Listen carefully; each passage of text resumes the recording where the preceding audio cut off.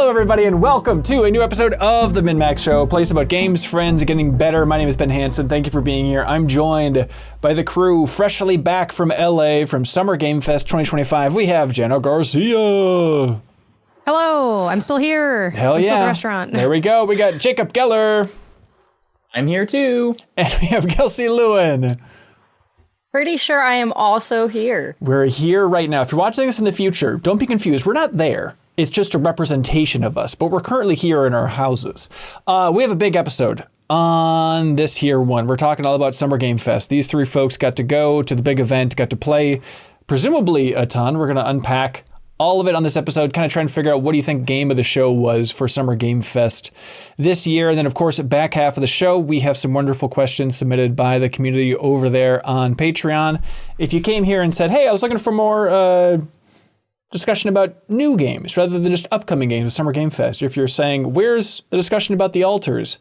We hear you. We're going to be talking about that next week with Leo and likely Haley and a big crew. But rumbling murmurs on the street is they are red hot on it. And not in a bad way, like the handle in Home Alone, Jacob Geller, but in a good way. So we'll be talking more about the altars next week to unpack that funky thing and a couple other odds and ends. Also planning... oh, please. Ben, can I interrupt you with a name drop? Yeah. I was talking to Ben Starr at a thing Here at we SGF. go. Here we go. And a guy who I didn't recognize came up and just hugged him and then walked away. And I was like, did you know that guy? And he was like, yeah, he's all the altars. Because it was the guy who was the guy in that game. And he was like, he's all of them. Oh, that's a cool role to have. But then next week, yeah, we're going to be talking more about Switch 2, kind of finalish thoughts. You know, people like Kyle want to weigh in on the Switch 2. There's still a ton to unpack. We're going to have Welcome Tour debate round 2 next week because to answer the question from the pre-show, yeah, I have been devouring all of Welcome Tour. People were asking if I'm playing in my free time. Absolutely. That is my peaceful relaxation nighttime game as I go through quizzes in Welcome Tour. And I don't want to tilt the scales and recruit the people I feel like I need to recruit for Welcome Tour Defense Force. But Kelsey, have you checked out Welcome Tour yet by chance? Janet was making fun of me, not making fun of me, but I was like, are you going to get it? Are you going to do it? And I think I need my partner to buy it on his Switch so I don't feel so embarrassed about spending $10 on this. Even though yours would presumably be a write-off and his wouldn't be. Yeah, you can Look, Nintendo gets the money either way, so someone is telling them good job for this stupid thing that you're charging money for. Kelsey, I could send you some screenshots that would blow your hair back. They're quizzing me about this Satellaview? That's cool as hell. Yeah, I saw one that you posted from one of the toys from the 70s, and I was like, well, I do know about that toy. That is cool. This tone's got to go, Kelsey. Why they got to charge for it? You don't have to pay for it. Welcome Tour. It begs the question, what wouldn't you buy that Nintendo made? Right. Exactly. Oh, I feel like they are the next time they're just going to be like, this is a literal pile of poop. Please give me $5. And I'm going to be like, I have to. Yeah, but if there's some cool Nintendo history in the center of the poop, it's like, well, I guess I got to do it. Look, there's a ton of Nintendo stuff I would not recommend buying. Welcome Tour, to be clear, it is idiotic that they're charging for it. I just think it's a cool thing, and I'm becoming more and more dead set in my ways. Let's take that first part and have that clipped for later when you inevitably try to put this on the 210s. Oh, yeah. And it's how... Oh, you know, you're not going to have space for that digital clips game if you're trying to get this on the 210s. You cannot have both. This is not 210s, is it? No. I'll bring it up and it'll be laughed out of the room. But there is a part of me where I'm like, could this crack my top 10? Personally. It's your top 10? Ben, I'm begging you to play more. It's more damning on how few games you complete. Game developers everywhere are crying. They're like, you won't play our video game. You will play this? Kelsey. In the immortal words, don't knock it till you try it. If I only played 9 video games, it still wouldn't make my top 10 on principle alone. The point is, we're going to defend the hell out of Tic-tac-toe, 2 crossword. There'd be a blank space. It would just say I didn't have time for more. I'm sorry. Next week, we're unpacking Welcome Tour and the Switch 2 in a bigger way. This week is all about Summer Game Fest, of course. Janet is an old pro at this point. Sorry, a young, vibrant pro at Summer Game Fest at this point. But Jacob and Kelsey, is your first time there. colossal impressions, huge overview impressions of what it was like to go to this very prestigious event? It was cool. I have said this probably like 8 times at this point, but this was my first LA-based video game event since E3 2019, the last in-person one.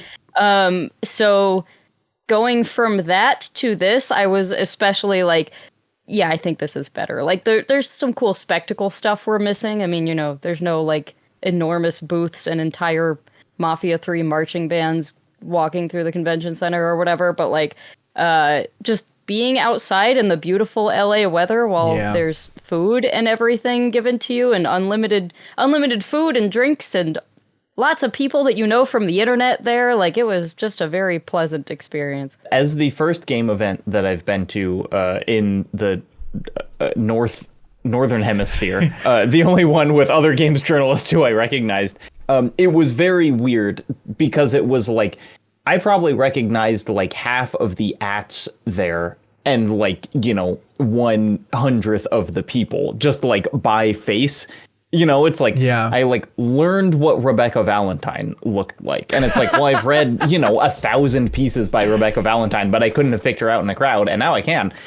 There was I was experiencing a lot of height surprise of just how tall people were versus how tall I had imagined them. For instance, I always thought of like Maddie Myers. I thought like, she's tall, right? She's like tall and cool. Interesting. And then like, no, she's short and cool. And like Greg Miller, I had always pictured as kind of a short guy, and then he was like towering over the, you know, it was just like, when you always see a headshot of people, you just make impressions. No, it is. Yeah, Greg Rice, another one, was like, oh, he's super towering. Okay, Mike Minotti, he feels like a short guy, but no, it turns out he's actually tall too. It's confusing. Is he tall? I feel like I've seen it. Maybe I see him too far away. I bet he's over 6 feet. Yeah. You just want to stay away. Look, after a certain point, if you're like 5'10" or above, you're all the same height to me. Yeah, I get it. Look, and then you see Charles Hart and everyone's like, all right, everyone's short. The king is here. I mean, did you have high-level takeaways just about the industry? I know it's too big of a question to kick off this podcast with, but, you know, a rocky spot for games media. Was it alarming in any way? A lot of freelancers there. A lot of freelancers. That's the biggie, right? Yeah, of just kind of like, and kind of it is weird that everyone is there to, you know, like MinnMax is in this luxurious position where we get to go and then we just talk about this and make a travelogue. And that's kind of like the reason why we were there. And it's like, oh my gosh, everyone here is like writing a little article for their own little website on every game that they played. You know, it's kind of like, boy, I was glad that I was not in that position, because merely seeing the amount of games that I did and like doing the amount of stuff was exhausting. And then thinking about like, and also then I'm gonna go back to my hotel and just type up 7 articles was a terrifying thought. Yeah. Did you have like we have a travelogue coming up here that these folks were filming when they're out there. It's probably going to be up on Tuesday of next week, if I had to guess. Safe when it's going to be going up. 6 hours long for the extended version, by the way. Congratulations. You did it. So if you got the $10 tier, you get the 6-hour version and really get to experience the full trip, but we'll have an edited down kind of highlight video that'll be going up on YouTube as well. I timed my footage and it was like 3 hours. So like Kelsey and I have an almost perfect split. Yeah. I was a little self-conscious because I think I did most of the filming on like the first couple of days, and then Jacob did most of the filming on the last couple of days. And so for those last couple of days, I was kind of self-conscious. I was like, should I just be trying to find more things to film? Should I be pulling this out more? But, you know, if it's exactly even, then I think we did it right. You did it. I am so excited. I just like quickly scrubbed through a little bit of the video and it's like, oh, it's just gonna be so fun to like edit new people. Like, I've never edited video of Kelsey and Jacob interacting or Jacob and Janet directly interacting, you know? It's like, hey, this is a whole new frontier. New thrills to be had. So look forward to that next week on there. Was it stressful to record that? Did you feel like, I'm imposing by whipping out this camera over and over again? Only to Shuhei Yoshida, who totally swerved us. Here's the thing, Ben. He likes you. I don't know after this if we can say he likes MinnMax. Because I was like, Sue, MinnMax, remember Brazil? And he was like, bye. Were you You guys filming said he was at on the his time? way somewhere, yeah? Well, That's we what I'm thought telling that, and then myself. we saw him twice, and the first time it was like, okay, he's definitely just trying to get out of here. And the second day, he didn't really look like he was going anywhere, and he was also still like, And we didn't have our camera out that time. We were just trying to say hi. yeah. I looked at him saying bye and swerving, then just go leaning against a wall and checking his phone casually. That sounds great. Okay, so we got the big name drops. Ben Starr, did you get to talk to him about Verso and all that stuff? Yeah, I talked to him for like a long time. It was like I learned there's just like a hotel where everyone goes to drink after SGF and presumably did after E3 as well. And I talked to him, and he had seen my Expedition 33 video before even going, which was like so nice. Oh, nice. And then was just like incredibly nice and conversational. And at some point I was like, am I like monopolizing you? Do you want to go have other conversations? And he was like, no. You know, people would kind of like wander up and say hi. But he was just like amped to be there, and, you know, said that like he had, you know, for his whole life kind of like been the one in his friend groups who was really into video games and stuff, and like hadn't really had like a gamer collective. And so then he did. I asked about that date that he put himself up for the MinnMax auction. Oh, yeah. What'd he say? And he said that he like still keeps in contact occasionally with the person who won it. Hang on, I mean, that's weird. He seemed almost alarmingly nice. I was like, you set up some boundaries. Yeah, this is like a bit much. Did you have like a, I don't know, favorite interaction, Kelsey? Peak geek out, anything like that? Somebody you really enjoyed talking to? Ooh, that's a great question. Not one single one that stands out in my head, but there were just so many people that I like finally got to have proper conversations with. I mean, like on the last night there, we had dinner with Patrick Klepek, who I'd like never hung out with in real life, and Nathan Grayson and Phil Salvador, who I have hung out with plenty, although I love him. But it was just like a real fun mix of people that I was like, yeah, I've never spent any like actual time with you. I've just kind of been following your work on the internet for a really long time. So, yeah, just good to, I don't know, see. It's not like people don't post personal stuff on the internet. So like, you know, you learn some things about people like that already, but then you get like a real, okay, you're an entire human look when you spend more than like 20 minutes with them.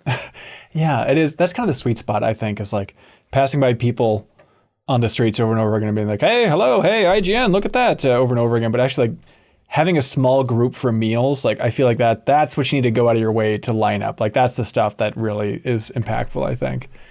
Janet, as a pro, how was this year for you?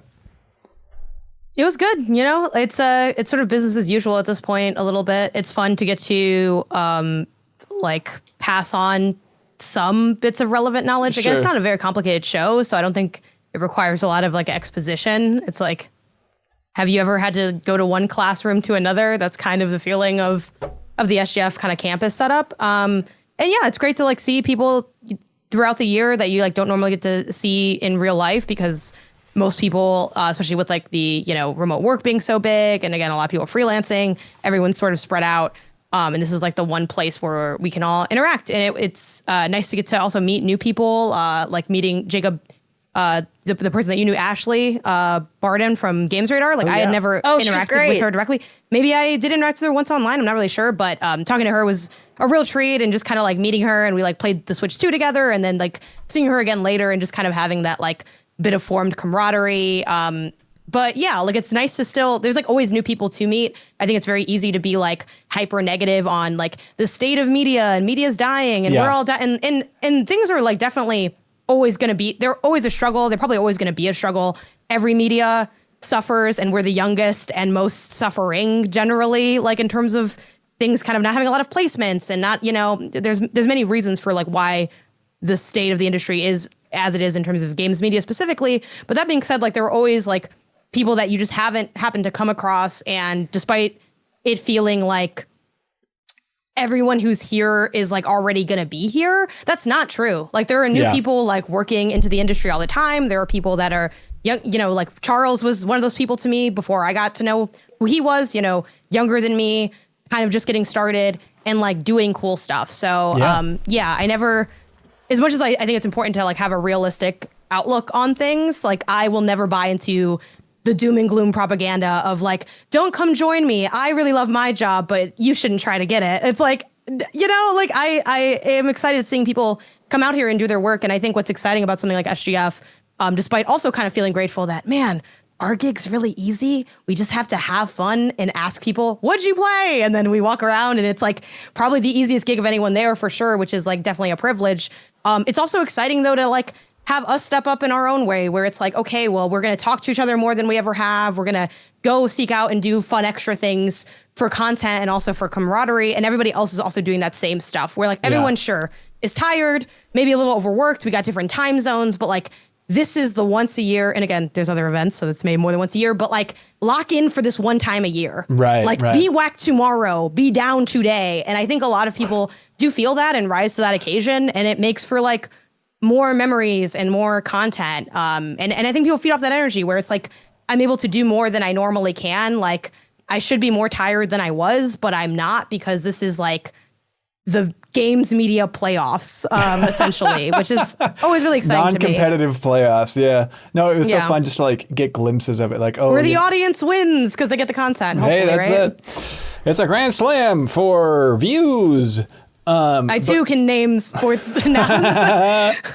But no, it's just fun. It's kind of the hat trick of content. No, I'm just kind of just. Go ahead. No, but like just, being on the outside, it's like frantic for like, I just want to feel the vibes of what it's like there. And like, Easy Allies posted the Huber hype where it's Huber storming around like a maniac with his microphone, shoving it in people's faces, trying to talk about the Terminator and stuff. It's like, okay, you can kind of feel the event a little bit. Hopefully our travelogue, when that's up next week, will let you feel like you're there as well. But I think like, watching like the Giant Bomb streams is such a good example.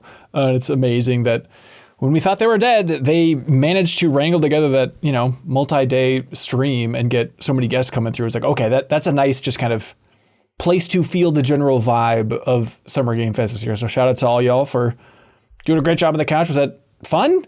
Was it fun to go there or was it torture? Yeah. Yeah.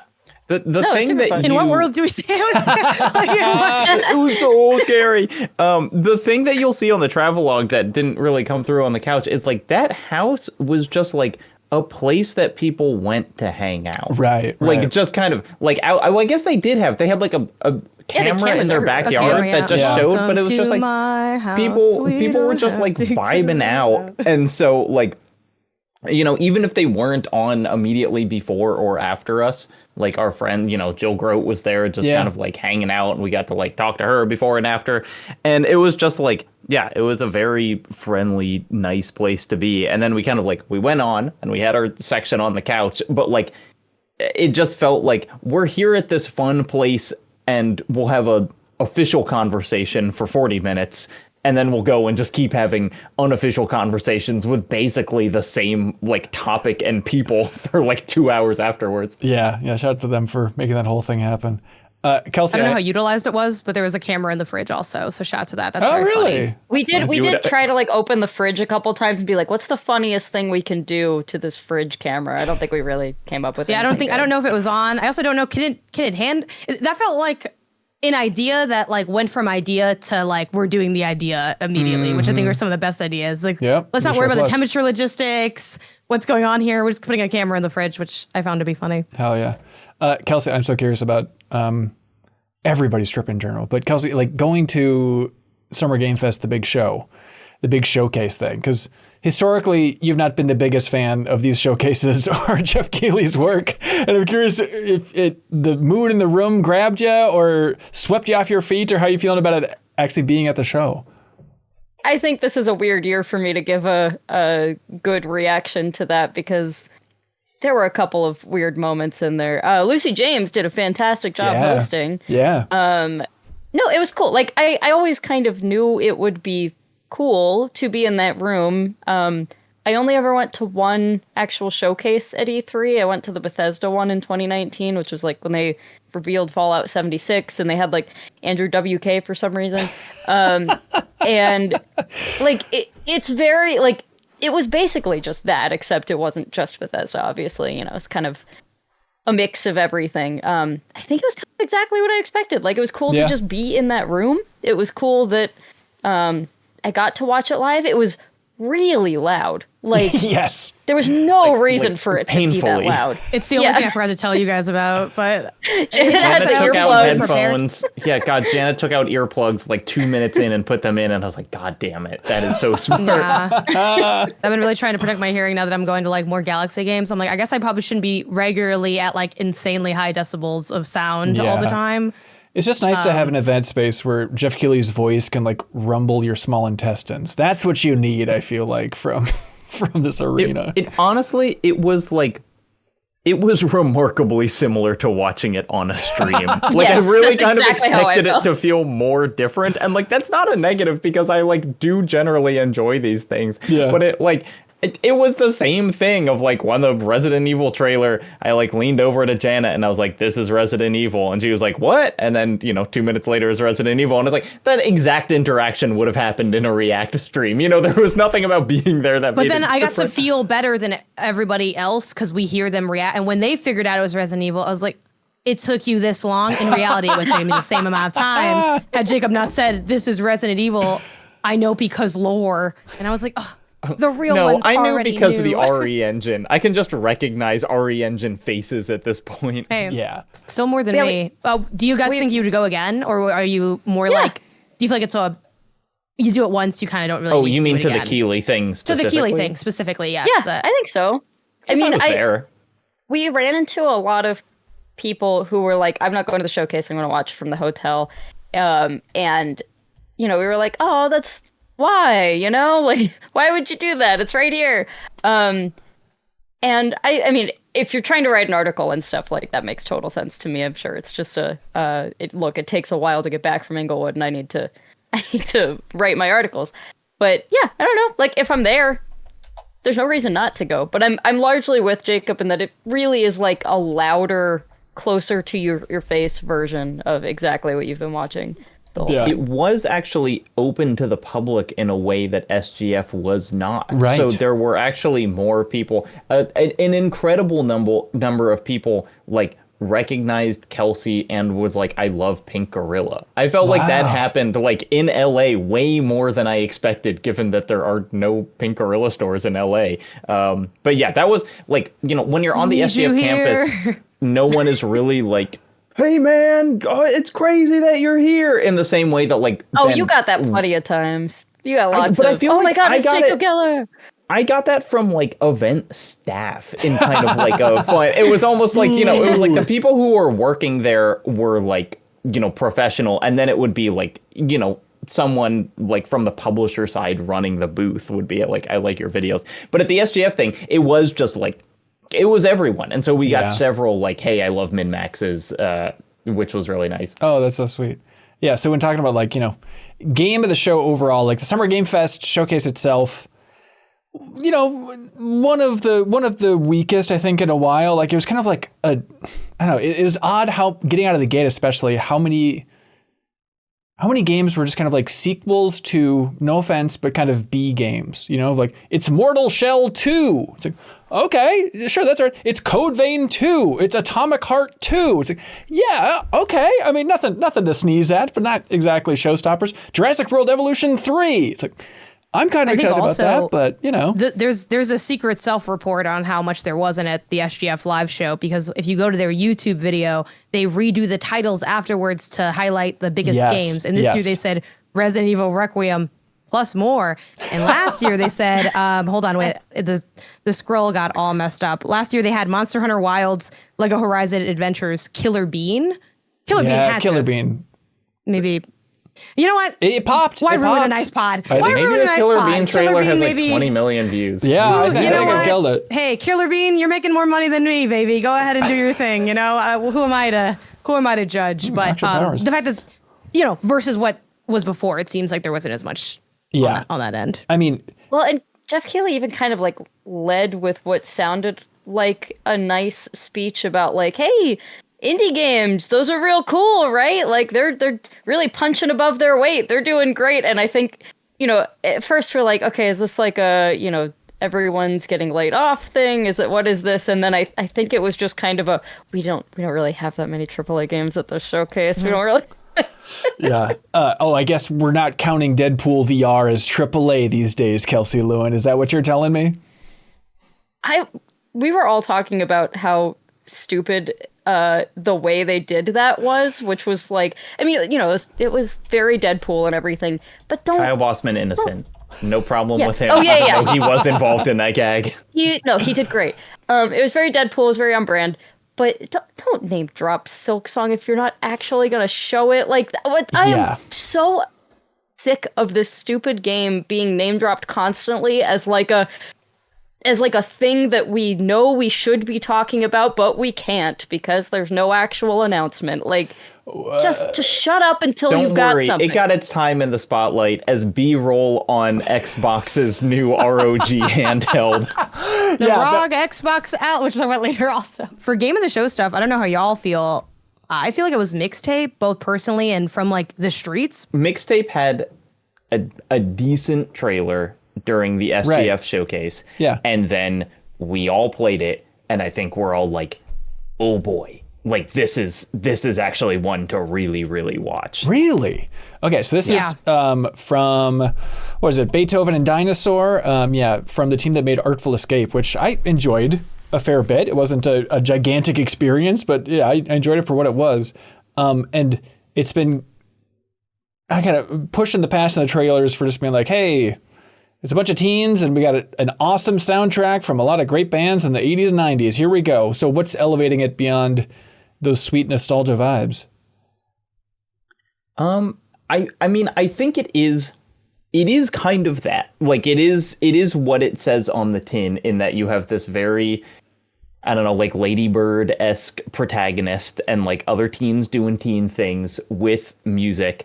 It's possible. Also, we only play demos of all these games. I think it's a really good game for a demo, because what we got to play were like 4 music videos. And I think the entire game is going to kind of be these sort of set PC, like, sections set to music. And so like each one was like, okay, there's one song, and in this entire song, you're like escaping the cops, riding a shopping cart down a hill. And you're just doing that, and everything's like really well synced up to the music, or you're skateboarding, or you're, like you're making out, and there's like a very funny kind of make out bit. But like the music really works. The acting is good, and the game looks so good, and it really feels bad in a year where South of Midnight came out and like did okay with the mixed frame rate thing of being like, oh, this is how you do it. Like it really, whatever they're doing with like the characters and the environment and what frame rate and kind of stop motion style everything is moving at, like it just looks fantastic. And like intentionally style, there's a part, Ben, where you're in a car and your only controls are like press X to headbang and press O to like whoop. And you're just listening to the song and going in the car. But you can see that the car is like, they're doing like a rear projection thing very intentionally, where you can like tell that they're emulating a movie style rear projection. And sometimes it'll cut to scenes and you can actually see like the edge of the rear projection screen in the background. That's like there are just a lot of weird, cool stylistic choices like that. So is it just a series of vignettes then? I mean, is there like adventure game stuff in between these more grabbing sequences?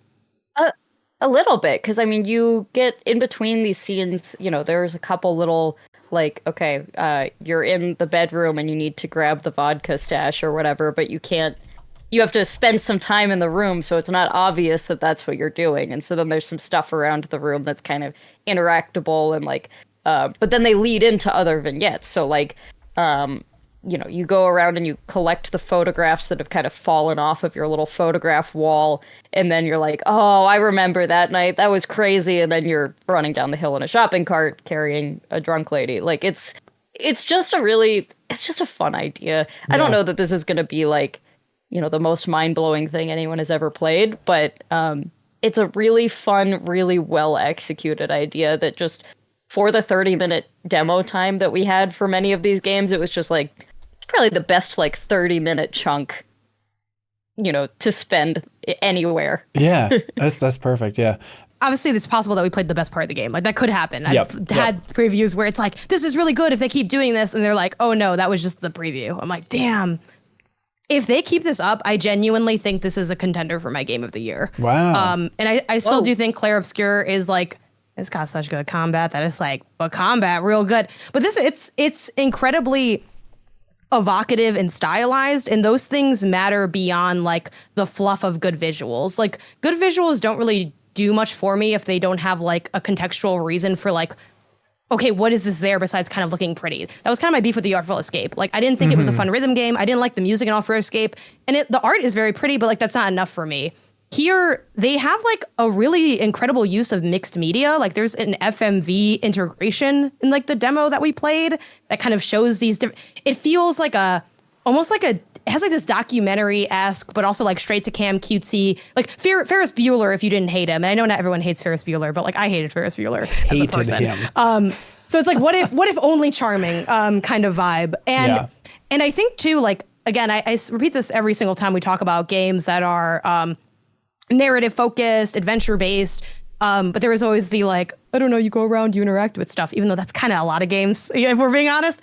But what makes this special is like, to Jacob's point about the like headbanging sequence, in most games that would just be like a headbang and then you're in the car and like it's cute. Maybe there's dialogue options. I don't know. There's different ways to do it. The cinematography in that moment, the way they're cutting around, and then it goes from like you're headbanging to you're like tapping on the outside of the car to you're like doing these other things. Like, those really elevate the experience, and their creativity with, I don't know how whimsical this game is going to be, but like the shopping car thing in particular felt very like, okay, at a certain, like at first it was very believable. Like, they got out in a shopping car, and then it very quickly becomes like a high speed chase, like really ridiculous. Like, you're like on the highway at one point. Perfect. Yeah, and they're like reporting on it. It's like, okay, there's no way you're going that fast. But then it does end with like, well, that's how I remember it, kind of cute nod. But in that, they also like evoke this element of like magical realism, which is like so often utilized in games like this that are trying to like not just show you what it's like to be a teen, but like capture the feeling of what is this moment of being like slightly wasted, falling out of a cart, and you're listening to a song that you really love. And I think they do like a fantastic job at that. Like the weird makeout thing where you're controlling each tongue with an analog stick and it's bisectioned. What? It's bisectioned on their face like a science diagram. So picture seeing like teeth, a tongue. Just it's two like tongues wrestling it out. That was a bigger Gross. jump scare than anything in the Resident Evil demo. Yes. And those was tongues are gross. so well animated. We were The talking to sound like the design was technical really great. director. And then they have like, you have to do it and you're like, okay, what's going to happen now? And literally the prompt to stop it is A, and it says, that's enough. And what's so smart about that, besides the fact that, it's heard. surprising, it's cute, it's funny, like that was like that person's first kiss. And they were like, yeah, it was the first kiss, it was awkward, it was bad. He made me this mixtape, this cassette, and I guess I'll play it. And then you stop like, oh, I don't want to listen to this because it reminds me of this person and that awkward first kiss. And like, I think the last thing I really want to say on it is so many games, especially in the narrative genre, as popular as My Life is Strange, like they have licensed music. Yeah. But so few games are about the licensed music. Yeah, like this is a game cool. that feels like it's about what these songs are. It's creating like genuinely the soundtrack to these people's lives. And it's like about the interaction of how music elevates this other experience. And it's like this really cool, like intermedia play in that way that I think makes it like a total standout. I play a bunch of games like this, and this game really wowed me, which I shouldn't be surprised by because everyone on SGF was like, it's really, really good. And I'm like, yeah, we'll see. And then I'm like, turns out everyone right. Everyone right. You guys are right. You guys are right. You guys are all really smart. You're right. It's very, very good. I pray that it is as good as it was in the demo, because if it is, it's going to easy top 10. Easy top 10. So I mean, for me personally, for Mixtape, so they're just saying 2025 at this point, but like buzz on the streets is people saying like Mixtape game of the show. I don't know. At least one of them. Okay. I had a lot of sentiments like that. I'm with the narrative people. Okay. Yeah, it was hard to. I don't think there was kind of like a concrete like this is definitely everyone's favorite. A weird thing was that some people got to play Resident Evil 9. Ooh. But not us. It was very much a like hierarchy of like who's the most important here, and we'll let them play RE9 or the most like trusted influencers that we have. What are they afraid of is what I'm asking. Hey, good question. But like it was honestly, I think some of the best stuff was just like there were a lot of really different experiences there, and so like people's taste could really take them. I mean, it's like maybe tied with Mixtape for me, and not anyone else here because y'all didn't even get to play it. But Ninja Gaiden 4. Interesting. I begged my way into, and this is this is kind of worth dissecting because the only part of SGF that was not on the SGF campus was Xbox, and Microsoft had this whole like warehouse that they had rented that was like half a mile away, and they had this like giant elevator, and they had like food spreads that looked like, you know, what the people in the Capitol would be eating during the Hunger Games, you know, like really lavish. Damn, I and should have stopped by that. They took me into a room and they were like, you're looking at Gears of War 1, you know, just the first Gears of War, which we're remaking again. And Janet also saw Gears of War Reloaded. And they had like a long presentation on just here's what we did, here's why it's better, but like it's not a remake. There are no new assets. The only thing about it is that it runs at 4K 60, and if you have Gears of War Ultimate Edition on PC, which I do, it already runs at 4K 60. And so it was a real like, you did all of this to show me this game that I've played at this frame rate and resolution before. That's tough. It's interesting, like on that note for Gears of War, like, you know, so it's coming to PS5, which is, you know, a wild thing, but it just, the company messaging was funny with them saying during their showcase, like, Gears of War Reloaded, now it's coming to more players than ever, but they didn't get specific in that terminology. It's like, okay, I guess if you have to address it without being like PlayStation baby in the middle of your Xbox showcase, that's what they did. Yeah, but the interesting part, and Janet, you can talk about this as well, is that it was the one place where I got to see the new ROG Xbox Elite Gamer handheld set of your dreams. Why are you confused? It's called the ROG Xbox Ally X. For one model. And there's also, yes, and the other one is ROG Xbox Ally. Literally, I have them like written in my notebook, like heavily circled and like trying to show the relationship between the two. One's more powerful, one's less. The less one's, is it called S? No, that would make too much sense. So it just has nothing. Let's go and confuse people. So this is the confusing thing of like, there were rumors for so long that Xbox is making a handheld, and they presumably still are making a first party in-house handheld, but this is their big partnership with the ROG Ally. Are they? Is that just a rumor? Why would they do that after like showing this in their Xbox presentation? I thought that's what the general consensus for the rumor mill was. I don't feel that way. Okay. I mean, hey, you got more people than I do. Maybe I mean, it's like this has like the Xbox logo flying out of a handheld. I'm watching the trailer on the stream now. Like, if this wasn't the official Xbox handheld, terrible strategy. Like, I don't know why they would do that. So they had a handheld first party that was called Pembroke that has apparently been sidelined for now, is what the rumors were saying recently. Okay. So this is kind of the partnership is presumably the future for them in the near future, at least. I guess that makes more sense because it's not like, when you say you're developing a handheld, my expectation is not a handheld that already exists, except now it's Xbox. Right. Yeah. Right. It's like, hey, that's not developing a handheld. That's developing a partnership. That's exactly it. Yeah. And we're going to put our branding all over it. But it just like, it seems like that's what Xbox is doing now, right? Like at the giant Xbox booth, they said, play this on PS5. You know, like their strategy is kind of console agnostic now. Wait, at the Xbox right, but event? if you say if you're Yes, they had a creating PS5 one. Pro there for you to play Yeah, on. they were like, go play Gears on a PS5. That was like one of the things that they That's wanted so us wild. to do. They based everything like stations wise, which is I do think this is unique to like Xbox, and it kind of speaks to like their marketing strategy and their pivot into like, actually we don't need exclusives because it took us a long time to get them and we need a lot of money. So what we need is money, actually, is what Xbox marketing probably would be if they were to just tell you, but they're not going to, because it sounds scary. So yeah, they have the different stations. They had like Series X, Series S, PC souped up, and PS5 Pro, and then they also had, as Jacob mentioned, the aforementioned ROG Xbox Ally X there as well.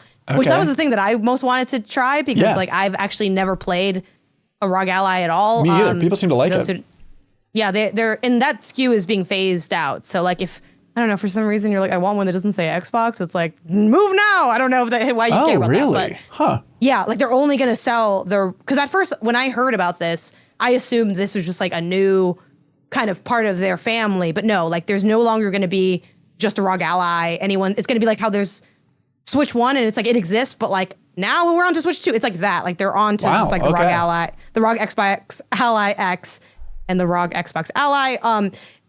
She's heavy. That was the first thing I heavy. noted. She's definitely heavy. She's 700 grams. Which I think, I forget where that lands against the Steam Deck. If anyone can look it up. It's a little heavier than a Steam Yes. Deck. I think the weight feels better though. Just because it has a controller ergonomic to it, I felt, and granted, this is based on only a few minutes to give a proper opinion. I'd have to spend more time with it.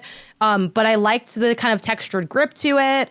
I think it performed really well. It allegedly is going to maybe handle heating a little better than a Steam Deck would. But I can't speak to that because, again, I would need more time to feel confident Sure. in that. And really, like, I was surprised by how much I liked it, because I'm like, I have a Steam Deck. What is it? Like, in my mind, this is me speaking more as a consumer than like a more trying to be level-headed as a critic. I always saw the ROG Ally as like, oh, not the Steam Deck. And whether or not that's Totally. true with performance or brand or whatever, that's like totally just like vibes based. I'm like, oh, like the Steam Deck is Coke and that's Pepsi. And I know some people like Pepsi more than Coke, but I'm sure some people like the ROG Ally more than the Steam Deck. So the metaphor works. But I was surprised by how much I liked it. Okay. And as someone that likes, like, I'm a console person through and through. I like how easy it is. I grew up on console. I hate playing on PC. I only do it because I have to. I only do it because indies hit there first. If I could have my way, I would never play a game on PC for literally the rest of my life, other than, I guess, typing games, because I really like them. Sure.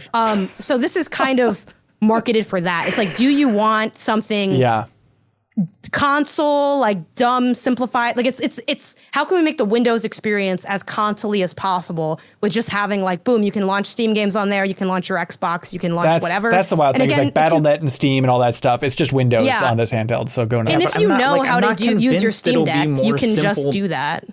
Yeah, and it's like navigating between those, I still don't think it's like Steam isn't going to make itself more. So either they really have dedicated people for every storefront, or it'll still probably be a little janky in the way Yeah. that, like, I mean, my impression of it was I picked it up and I was like, this sure is a gaming handheld. Like it made virtually zero impression on me. It was just one of those. Yeah. Had you touched your Switch 2 yet? Your sweet Switch 2?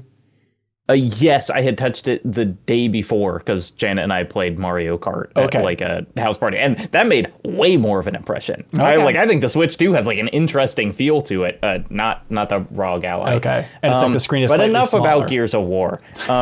I mean, we should have It ran really fast on the. It was at 100 frames with the ROG Ally. If people care, I played the first one back in the day. I cannot emphasize enough. It's just Gears of War. I got it. It's It just looks Gears of nicer. War. I got it. It looks nicer, But it doesn't. It doesn't look nicer. They Than the PC didn't version. do I don't- anything new.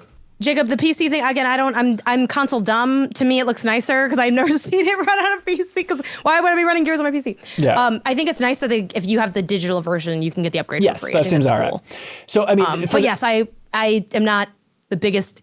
I think people are like, oh, what'd you see, Gears? So I was like, okay, well, this is now thoroughly less interesting, both in being a known I was quantity like mad and being me when talking they about put me it. in the room. man. I mean, so for the Xbox Ally, Yeah, they were wasting my time. It was boring. But when I got there, they said Gears, and then I said, is there any chance that I can see Ninja Gaiden 4? I'm like a huge fan of the series and the developers.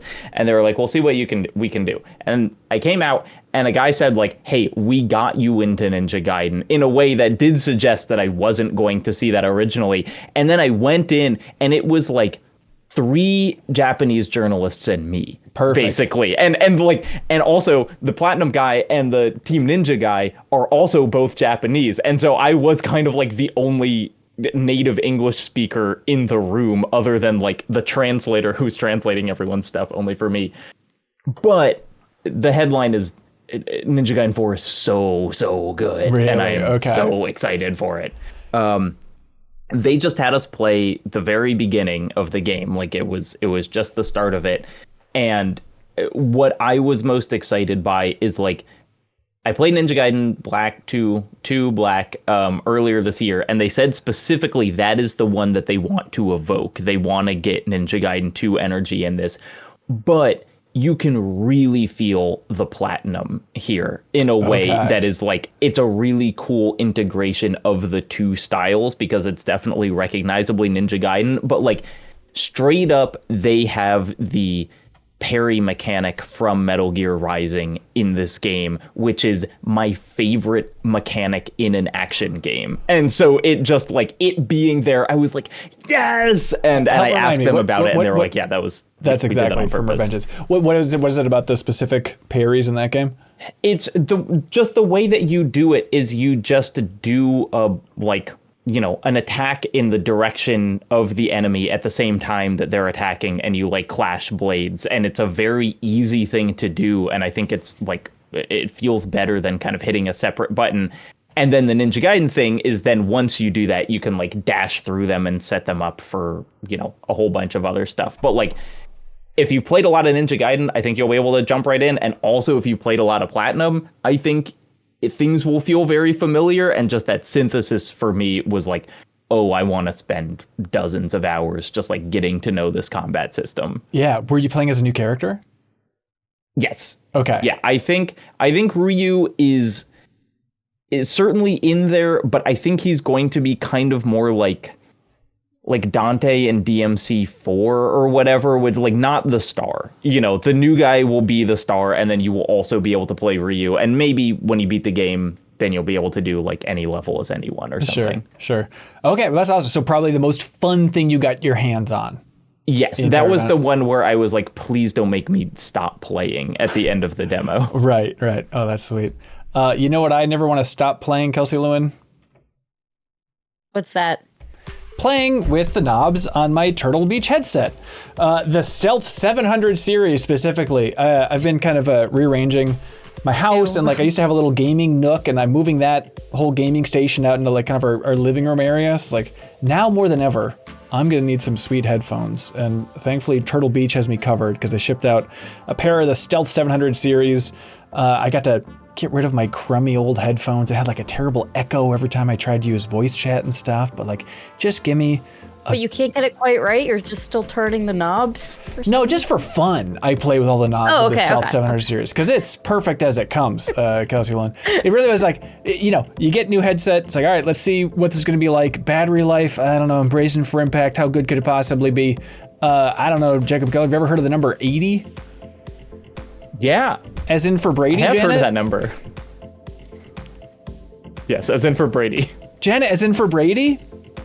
Sure. That's right, everybody. 80-hour battery life on the Turtle Beach Stealth 700 series. It has the industry's first ever cross-play dual wireless transmitter system. That means you can seamlessly switch between your consoles and PC just with a click of a button there. So here's the deal. You can go to turtlebeach.com and you can use the promo code MinnMax for 10% off of the entire order. That's 10% off your order at turtlebeach.com with the promo code MinnMax. After you purchase, they'll ask where you heard about them. Please, you can support MinnMax by just saying, hey, MinnMax sent us. You can get the ultimate immersive gaming experience with Turtle Beach today, they want you to know. And there's the thing. If you have a headset you like, God bless you. But they have more than just headsets at Turtle Beach. If you need, new keyboards, gaming mice, cool racing sim, flight sim stuff, check out Turtle Beach's site. They got something good and high quality for you, and you can get 10% off with that promo code MinnMax. Kelsey-Lewin, what was your favorite thing that you get to see or play at the whole darn event?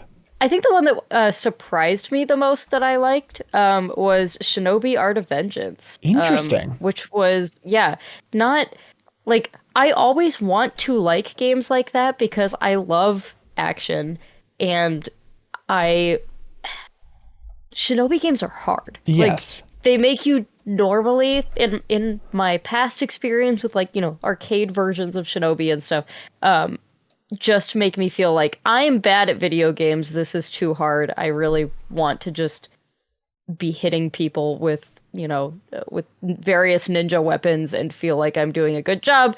This one's good. It's the Streets of Rage 4 people doing it. So the kind of picture that animation wise, it has got like the lightest amount of kind of Metroidvania stuff in that you can kind of backtrack and go around, but it doesn't, at least in the demo I played, it didn't seem like there was a big like, okay, now you really need to go back here in order to unlock this. It's more just like, you can kind of see like maybe a little treasure chest or something that you might not have the right move for yet, but it's all very like, there's a lot of checkpoints. It's very like, it's forgiving, but still difficult, and felt just really, really good, really fluid.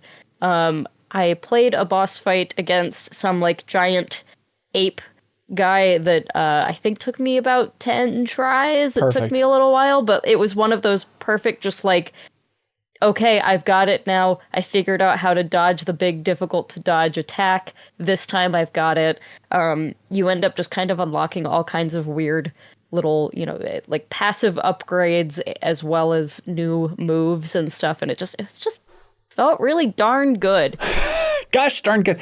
Yeah, I'm so happy for the Shinobi fans who have been screaming for so long, and they finally get this game that looks gorgeous, and if it plays as well as it looks, like, all right, Shinobi fans, this is it. This is your time to celebrate the Year of the Ninja for 2025. Because this game comes out August 28th, and the Ninja Gaiden is like October 20th. So like this fall is just going to be Ninja Palooza in a delightful way.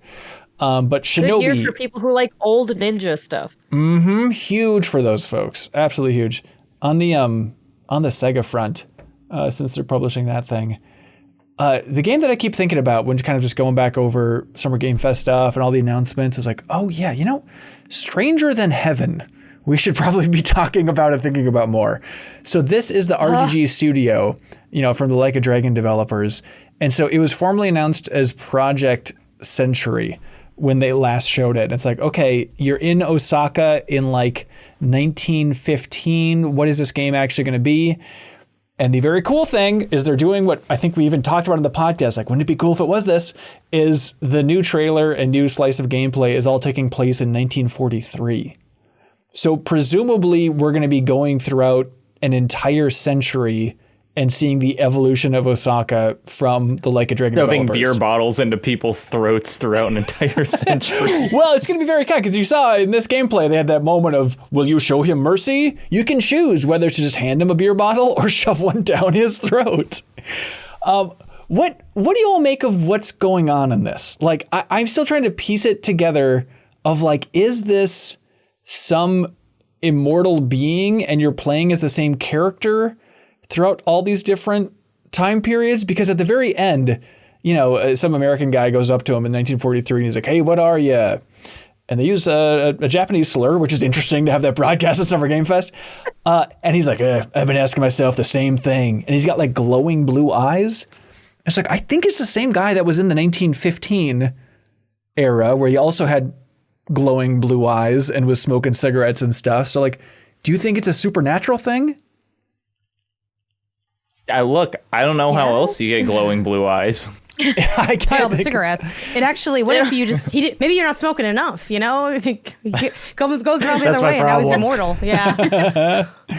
I don't know. Like it's the right level of tease, I feel like, to try and just figure out what are they doing with this? Because even going back and look at the Project Century trailer, like the end of that trailer drops like a hip hop beat at the end. It's like, okay, if this is ending in like 2015 in Osaka, that's such a cool idea for this thing. Yeah, you just turn into Kiryu at the end. Yeah, who knows?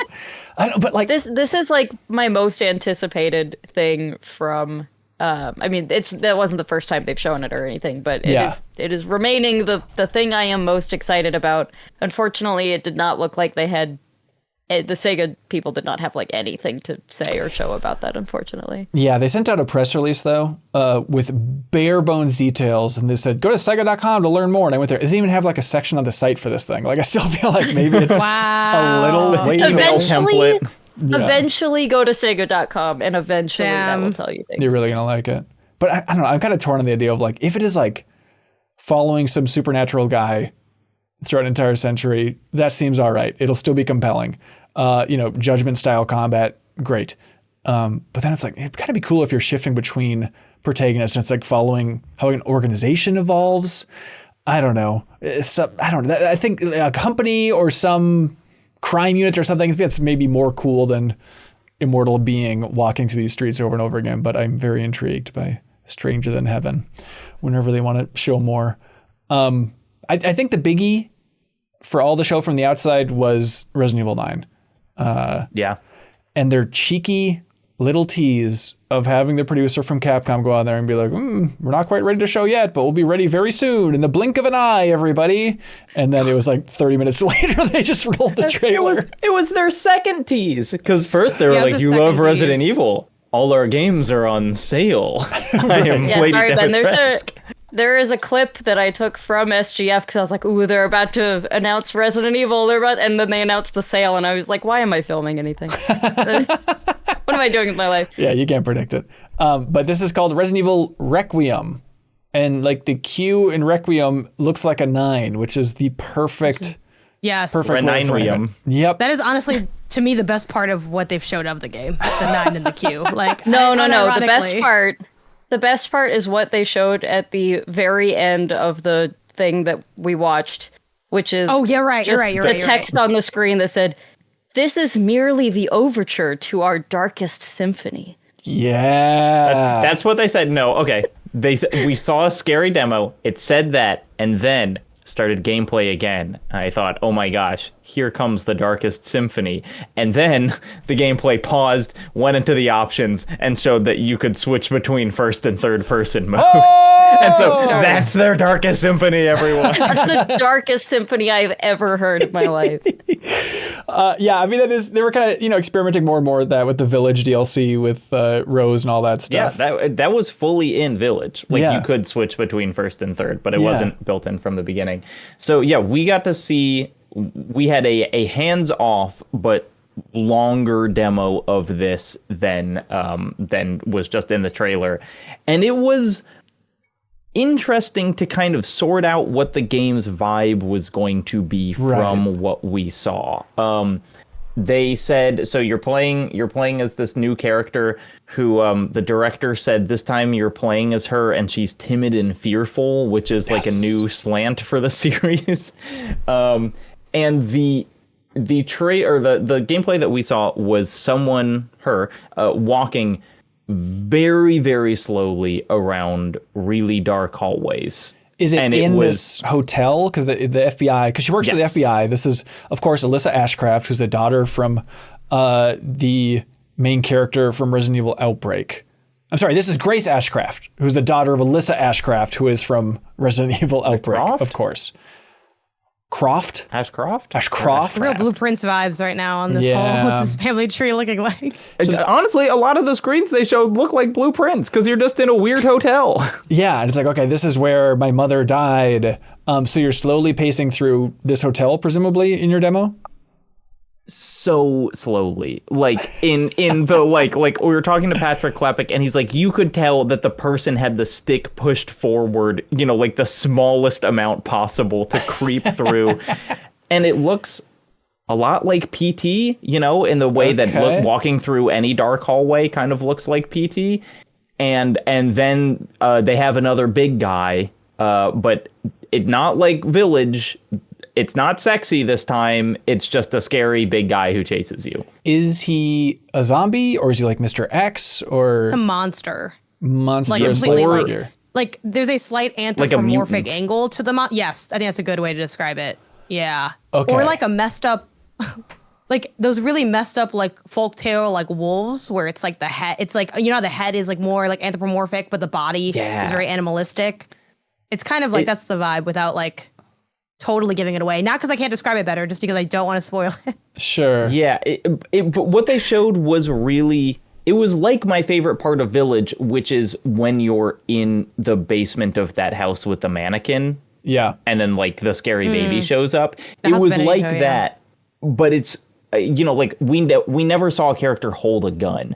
And so it's unclear kind of like what the method of violence is going to be like, you know, if it's going to be more kind of actiony or more like 7 where you get like very little ammo.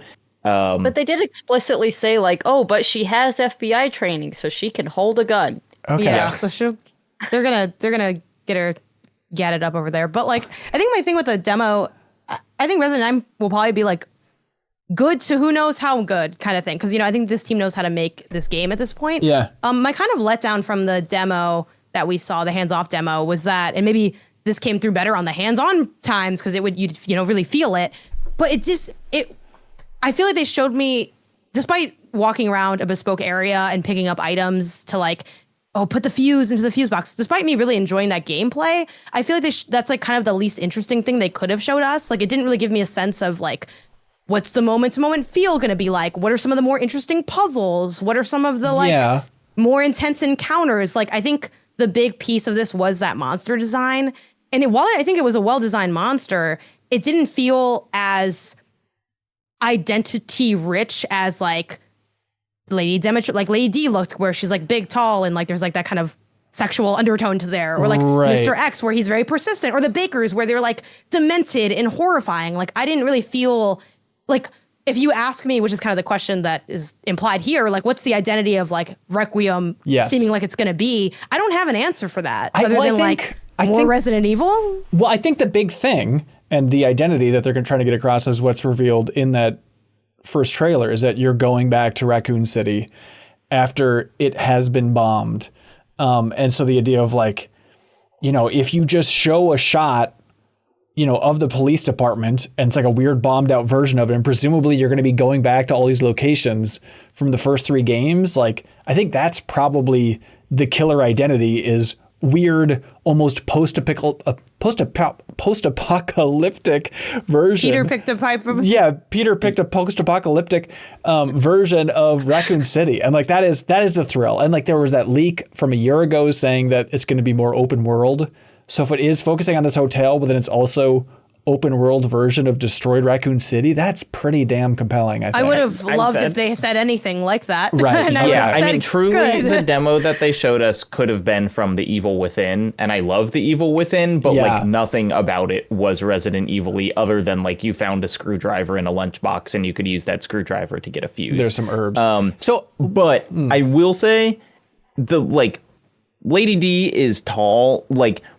It was a truly, and weirdly similar to that trailer for that game Ill, which I thought actually looked pretty cool. But like, seeing something so tall that it like does not fit in a hallway and is like hunched over and like pushing itself through doorways and chasing you is like very scary. Like it truly, it was just the kind of like, more than the design itself, like the physical space that this thing was taking up was like, you're not going to be able to juke it like Lady D, where you can just kind of like run in a little circle around it. Right. And so there was this kind of like, I don't know if that's kind of a physics system or what, but like it was impressive. And you were like, I haven't seen something like fill up a hallway in this way. Yeah, but if you went into that room, it just didn't come in, which I thought was kind of a letdown. Yeah, the safe room is very safe. As a scaredy cat who's like, I'm kind of just trying to get through my game. Like, I play a lot of Resident Evil games at this point, but I'm like, I'm just trying to kind of get through things. Like, you just go into that room and close the door, and it's like, versus, you know, one of my most like favorite moments of playing 7 was like running from the dad from the Bakers and running into a bathroom and him coming in and me being behind the door that he's in, and then him looking behind the door. I was like, oh, I didn't even think that like you were gonna do that, or you were like design wise capable of doing that. And I'm not saying every creature needs to have the same like gimmick, but I think other than the fact that it can kind of come through the ceiling, I don't think they did a good job conveying like what makes this game special. I'm not saying that doesn't mean the game has something that is special, but I think they failed to convey it. And one of their key taglines they told us, which I was like waiting for them to deliver, was like their big thing is trying to create addicting fear. And I'm like, okay, they're going to try to show me that somehow. And they didn't. Like, I just feel like they didn't really deliver. If they have a clear, interesting thing to deliver, they're not telling us yet. And I think that is, I would have liked to hear it because I would have maybe spoke a little bit more positively and specifically about what 9 might be. Still looking forward to it because I like the franchise. But I wanted to leave with like a feeling of this is the identity. And I feel like I don't have anything. Yeah, well, it's interesting that like it seems like their messaging out of the gate is a little bit like Seven's of like, this is going to be super scary. Yeah, but they also say like high stakes action. Yeah. You know, which is kind of the opposite of 7, because 7 was like pretty low stakes. It was just like, you know, you're in a house and it's scary versus, you know, like big stuff, which Resident Evil's kind of inevitably lean into as they go along. Yeah. And so, I mean, fans are definitely have their fingers crossed. They're like, oh, are we going to get back to zombies? Or is it going to be just zombies that have mutated because of the bombing in some way here? Like that seems like a compelling idea. If there's some weird disease happening that they talked about. The mutation seems likely. Yeah, but we didn't see a zombie. We just saw a dead guy who got eaten, but not by a zombie. We did, just before Resident Evil, see also a demo for Onimusha. And that, unlike Resident Evil, I felt like I actually got a really good idea for like the style of the game, and it made me very excited about it. Ooh, Onimusha 1 is like so Resident Evil coded, and the idea of like as Resident Evil has evolved, is this kind of evolving that same formula moving forward? Do you still feel Resident Evil DNA in Way of the Sword for Onimusha? No. Oh, no. Cool. Okay. And not in a bad way at all. I think it like basically on all the ways that Onimusha is not Resident Evil, those are the things it moved forward. Oh, interesting. If that makes sense. Yeah. So what does that mean then? And we also like, I mean, there may have been puzzle rooms and stuff, and that just was not in the demo. So there could totally still be some Resident Evil stuff in there, but it definitely felt more like a, I don't know exactly, because it's still it seemed still pretty linear. It no longer like reminded me of Resident Evil, if that makes sense. For sure. No, and it could be like we didn't get hands-on, and so the person could have been playing in a way to kind of convey this or whatever, but like it seemed much kind of slower and more deliberate than some other Sword games in a really interesting way, where like they showed, you know, you're fighting against kind of 2 or 3 enemies, and there was like a cool thing where like if you kind of parried someone, then you could like move them in a certain direction. And so the guy would like parry someone and then like throw them into a torch nearby, and then they would like light on fire, or, you know, like deflecting arrows or kind of doing this stuff. But it's not, you know, like at least how we saw it playing, it was kind of a more like we are walking through a linear sculpted forest, not like sprinting through a giant open world field or something. Yeah. And because of that, it had a way better control over like tone and kind of like sense of who you were playing as, just in like the actions that you were able to do. Yeah. And so felt similar-ish to 1 in the sense of you're going through these demons and then sucking up the souls. Is it still kind of holding circle to get a little thing? You definitely be sucking up those souls. Yes. And there was like, they showed a thing with there were like a couple different bosses that we saw, and it was like you could kind of stance break them, and when you did that, you got a chance to like do a critical, but you could actually do a critical hit on different parts of their body. And so it was like, oh, you hit them in the head, you break their helmet, you'll do more damage, or you hit them in the gut, that will actually release more orbs, and then you can like do things with the orbs. And so there, you know, there's kind of a choice there. But like the action just looked, it was really nicely animated. The action looked good. The Toshiro Mifune thing, as like weird as it is he's a really good choice for like if you're going to digitize someone's face, because his face is just so expressive that they could like make him make a lot more expressions than I think a lot of the like stoic samurai type characters get to make. They could stretch the skin of that dead guy really well. The British accent is a weird choice. I'm gonna be playing with the Japanese voice either way, but like that was kind of taking me out of it a little bit if I'm being honest. Yeah. So Way the Sword's coming out in 2026. Did they also have like a gameplay demo for the Pragmata game? Yeah. Yeah, Janet and I played it. Jeez, I mean, Capcom's all over the place here. This is like a huge show for them. They were showing up in a big way last year too. But so you got to play it, Janet? Yeah, we both did. I really liked it a lot.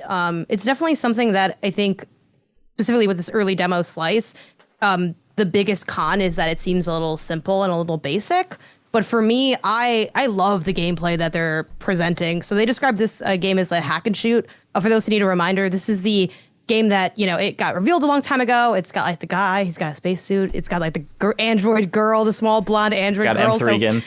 Yes, it's got M3 again. It's got Megan over there. So frankly, like this has been a weird game for me going into it, where I've sort of been looking forward to it for a long time, but also haven't known anything about it. And the more I see, the more I'm like, is this going to be like kind of generic and boring?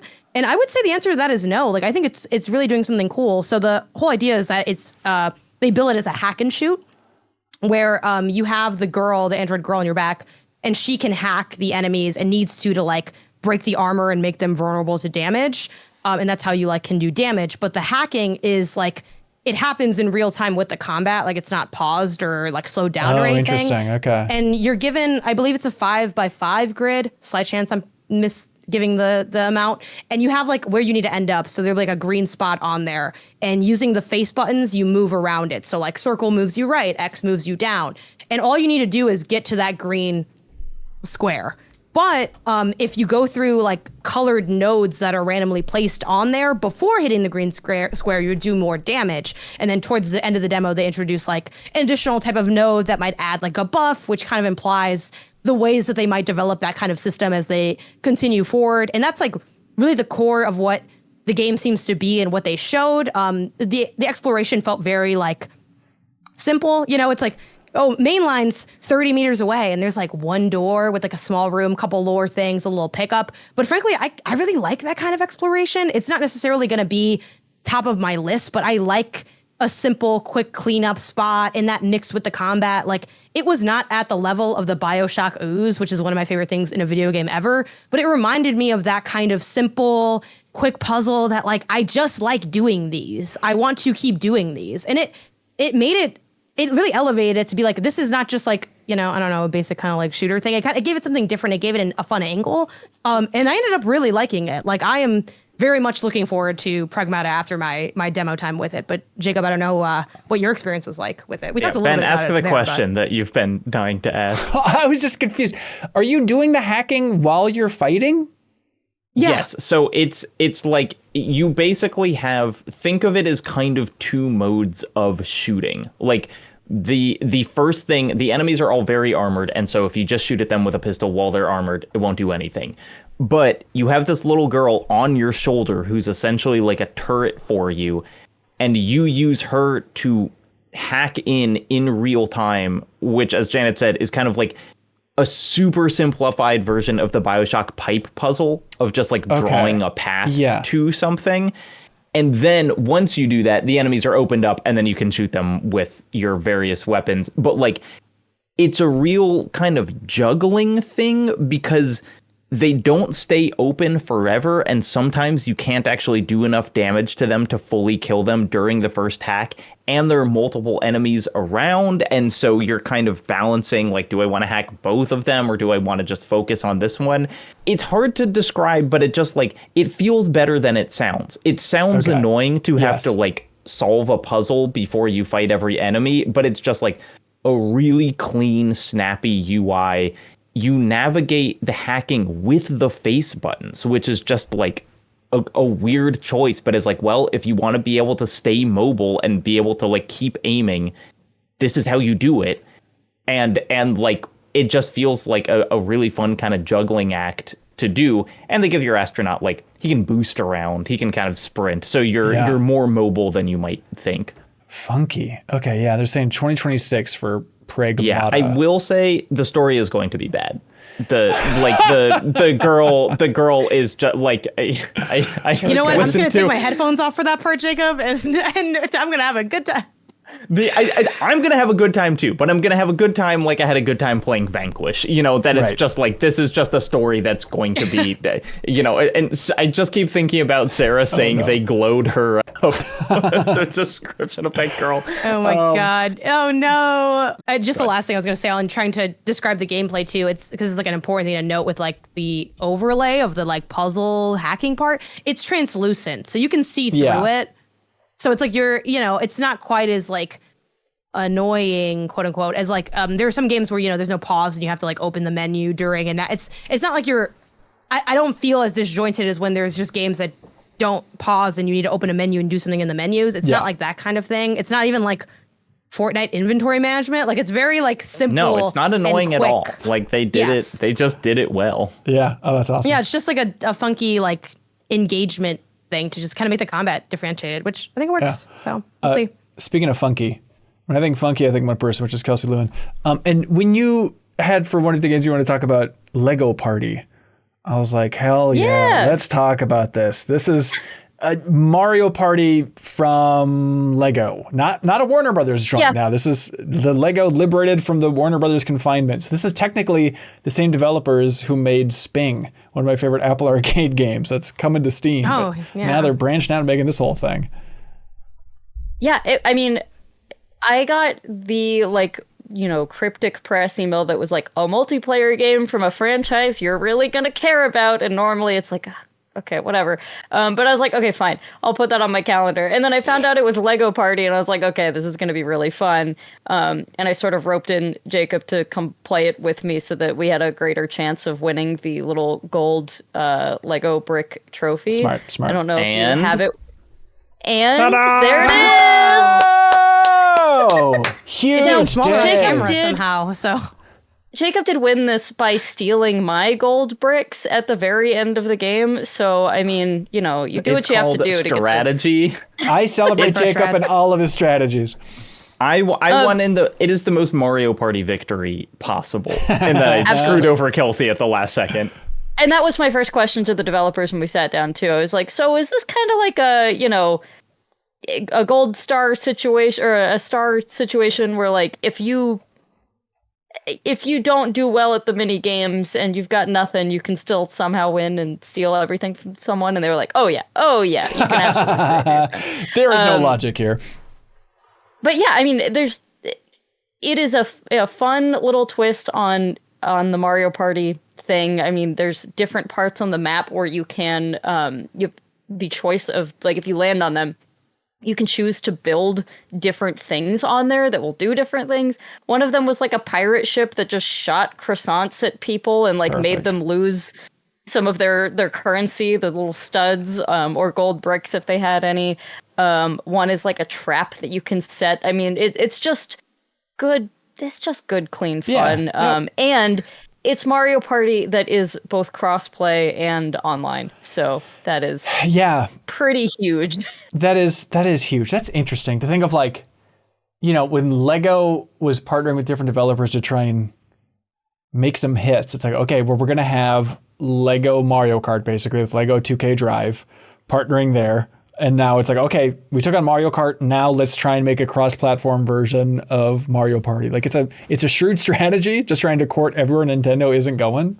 But Lego Party, they say 2025 for the release date for this. There was like, when I was playing it, I was like, there's no reason that I prefer Mario Party over this. Yes, right. It really didn't feel like Mario Party. It was like, oh, you just can't get that ineffable Mario Party charm. It was like, it felt, we played one round, but I was like, this is just as much fun. I'm having just as good of a time as I would playing Mario Party. There we go.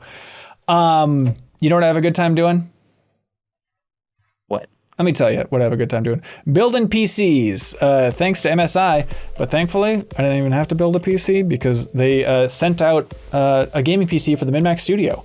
Very generously, MSI is like, hey, here's a whole PC for the studio downstairs. So thanks so much to MSI for sending out that PC. And they want you to know that they have motherboards available on their site. They have the Intel Z890 and the B860 motherboard. They are brand new. They're designed to support the latest Intel Core Ultra Series 2. Cutting edge performance, performance these motherboards deliver make them a great choice for building high performance PCs, whether for gaming, content creation, or professional use. And if you're intimidated by building your own PC, you don't know where to start, MSI can help you. They're very helpful on that front. They pride themselves on the ease of use, first of all, because they want to make building PCs accessible to everybody, from beginners to seasoned enthusiasts. But then also, they want to make it very easy for you. So they focus on the simple DIY process. The motherboards all come equipped with features that make installation smoother and hassle-free. So you can save 5% on the Intel Z890 and B860 motherboards at MSI US Store.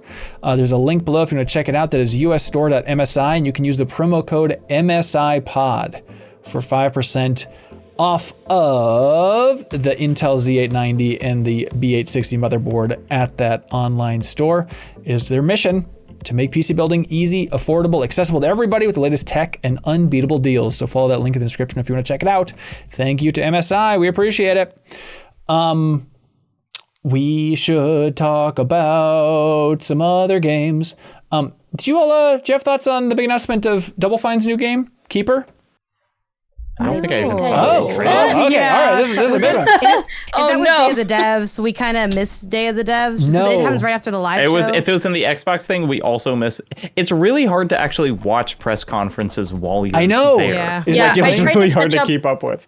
I tried to catch up on like half of Day of the Devs, and that's about as far as I've gotten so far. So no, I haven't seen this, but I'm sure I'll like it. Yeah, Day of the Devs is a great presentation. They really did a great job this year. We can talk about that in a bit. But yeah, I mean, in terms of things that really popped in the Xbox Games Showcase, yeah, Keeper is the new game from Double Fine. And specifically, it's from game director Lee Petty within Double Fine, who was a project director for Stacking and Headlander, Rad, if you remember that game from a couple years ago that didn't really make that much of a splash. But all of his games have been really, really solid and great within the overall Double Fine umbrella.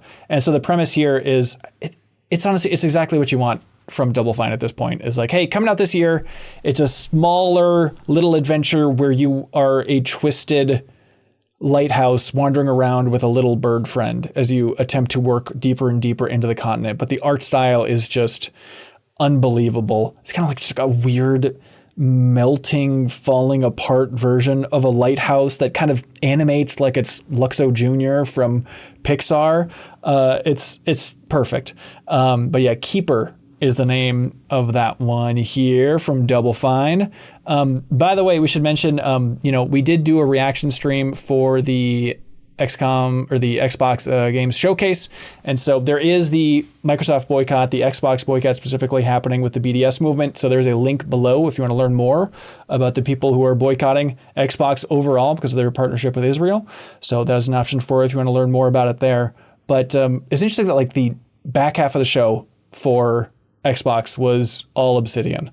That was maybe one of the biggest surprises of their overall show for me, which there were a handful of surprises around this whole Summer Game Fest season. But the fact that Obsidian released Avowed and the fact that they doubled down no, the Outer Worlds 2, that is coming this year, no doubt about it. And then on top of that, they also said, and we're releasing a third game this year, which is Grounded 2. 3 huge games. Microsoft bought all of these studios a while ago, and now it's just Obsidian releasing 3 in 1 year is something I never could have predicted. They're picking up the slack from everybody else. Not that they're slacking developers, but you know what I mean. It is a wild lineup from Obsidian here. And so for Outer Worlds 2, did you guys like Outer Worlds 1? I'm trying to remember where everybody's read was on that one.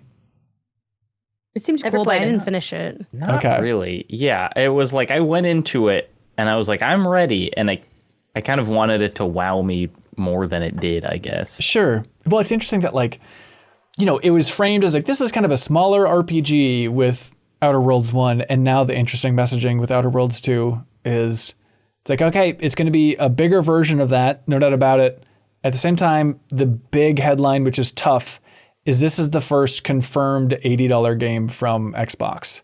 They said they're going to up the prices, and now like Outer Worlds 2 is the game that is bearing the brunt of that weight of outrage of everybody being like, this is $80, how dare you? It's supposed to be a smaller experience with that first one in the overall series. Yeah, that's definitely, because it's like, it just has, because of that. Did that first one launch just at a normal price I'm point? wondering. It might have been cheaper. I don't know if it launched at 50. Because that game feels a little bit like a $40 or a $50 game. Yes. To me. Like, it just has that scent, and I can't remember why. Help me out, chat. Yeah, can anybody find what it actually launched at for the first one? One person did say 60, so Oh, it wasn't 60. But That's I mean, one person? and as people are But on Game pointing Pass? out, like, this is a Game Pass game, so it almost Yeah. doesn't matter what the price is, I would guess, for like most of the audience that they're thinking about. Yeah, I think so. It is interesting that, like, you know, when we were on the cover story trip for Outer Worlds 1, I remember the leads of the project. They said like, oh, we have a really good idea for like a really rich, twisted guy who's kind of running this entire empire for this entire corporation. And I remember they said like, we're gonna be saving that for the sequel though. And now it's nice like, oh, they actually did save that for Outer Worlds 2. It seems like that is the overall premise, is the person who runs the company behind like the rifts in the world. That's kind of going to be the framework and what you're focusing on. But they are really leaning into, again, kind of like, oh boy, capitalism, right? Oh boy, even like to the point of their entire presentation, they had Ben Schwartz, who did a really great job. It was very funny of him coming in to give the presentation, but the premise was that he was just all about like pre-order, gonna sell this merch, give me that money, which I guess is trying to tie into the satire within the game itself. But it was an odd recurring theme throughout all of the Xbox showcase, is games being like, corporations, oh boy, here we go. I had the thought during the Deadpool trailer, Yes. he said the phrase late stage capitalism, and I was like, guess we can never say that again, because once Deadpool gets his hands on late stage capitalism, it's officially just a meaningless phrase that anyone can use to mean anything. That Deadpool trailer made me so mad on Stuff for Funds. And like, really? Yeah, because it looked like because Unpack it. It looked bad. Speak on it.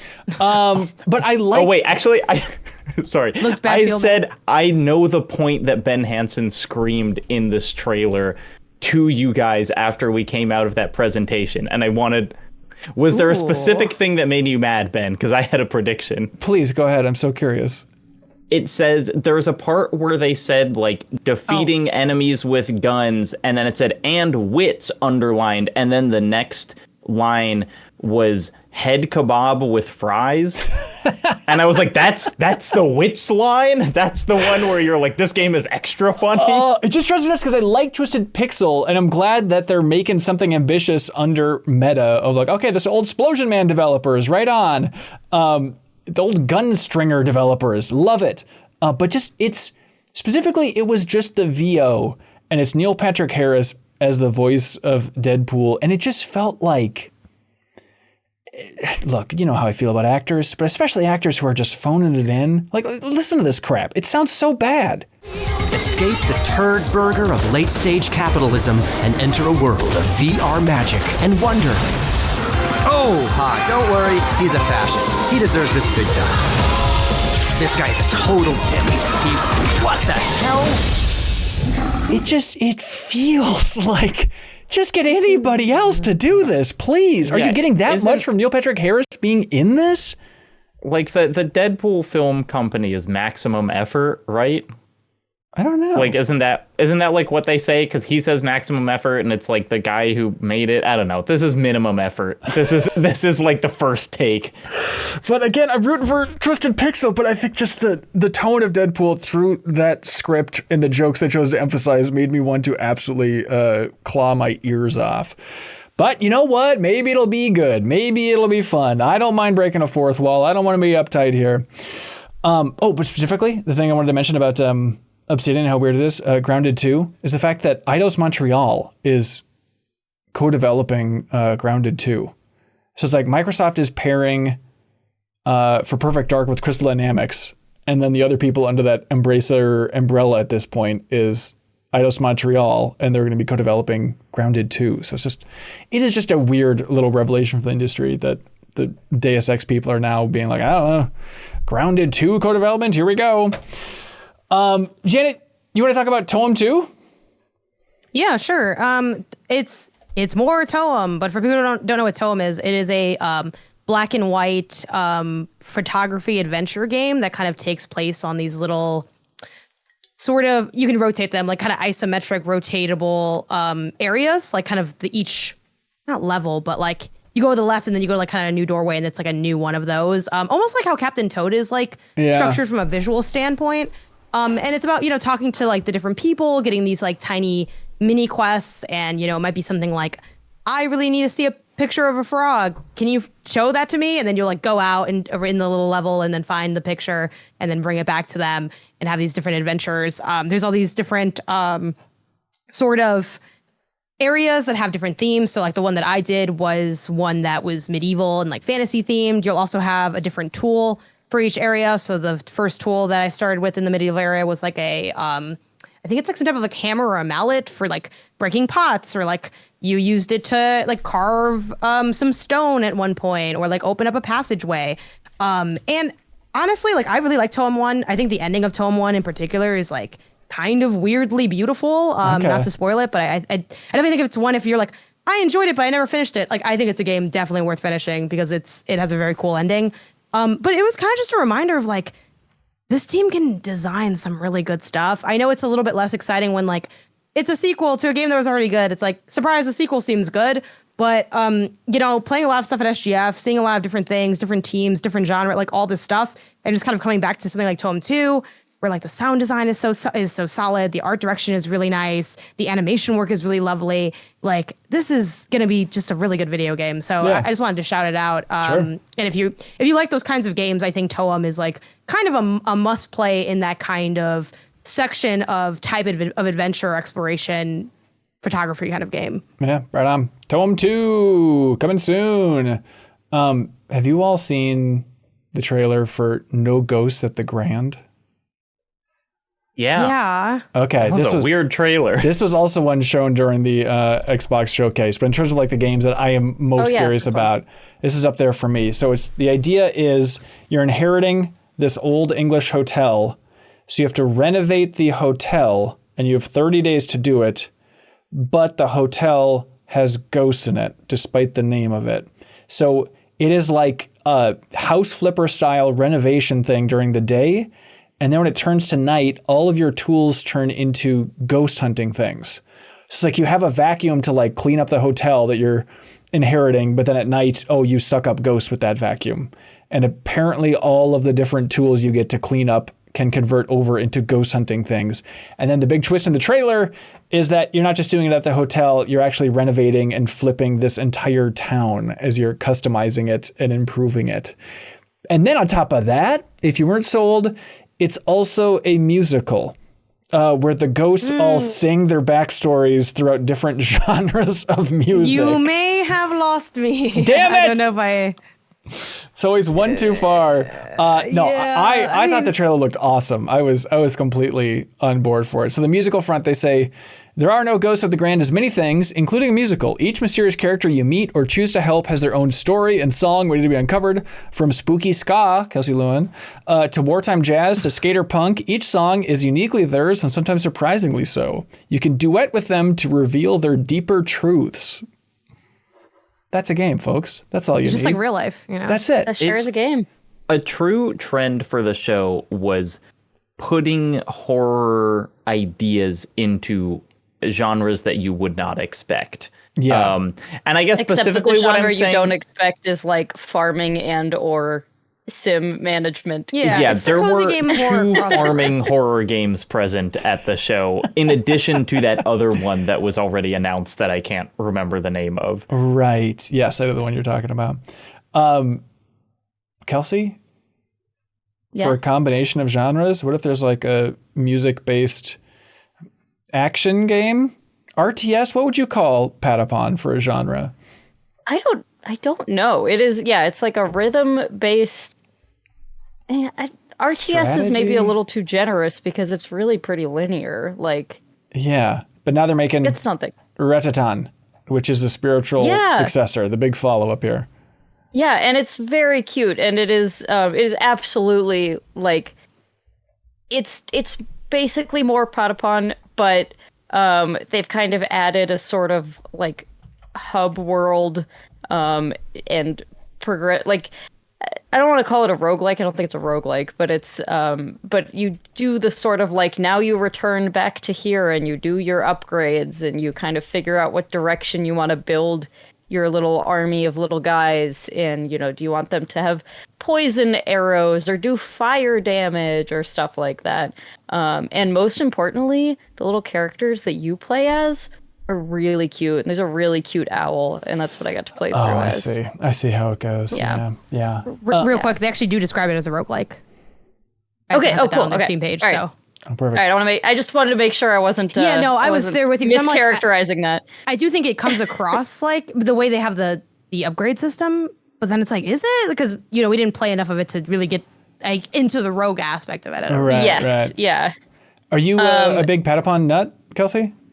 No, I thought it was a really cute game, and I played it when I had a PSP. I don't know that I've really picked it up since probably like 2011, so it was one of those things where I was like, ooh, they're bringing that back. Yeah, I'll do that again. That was cute and fun. Yeah, I hadn't really hadn't put a ton of thought into Patapon since then, so it's gonna support 4-player multiplayer online as well, which is cool. Nice.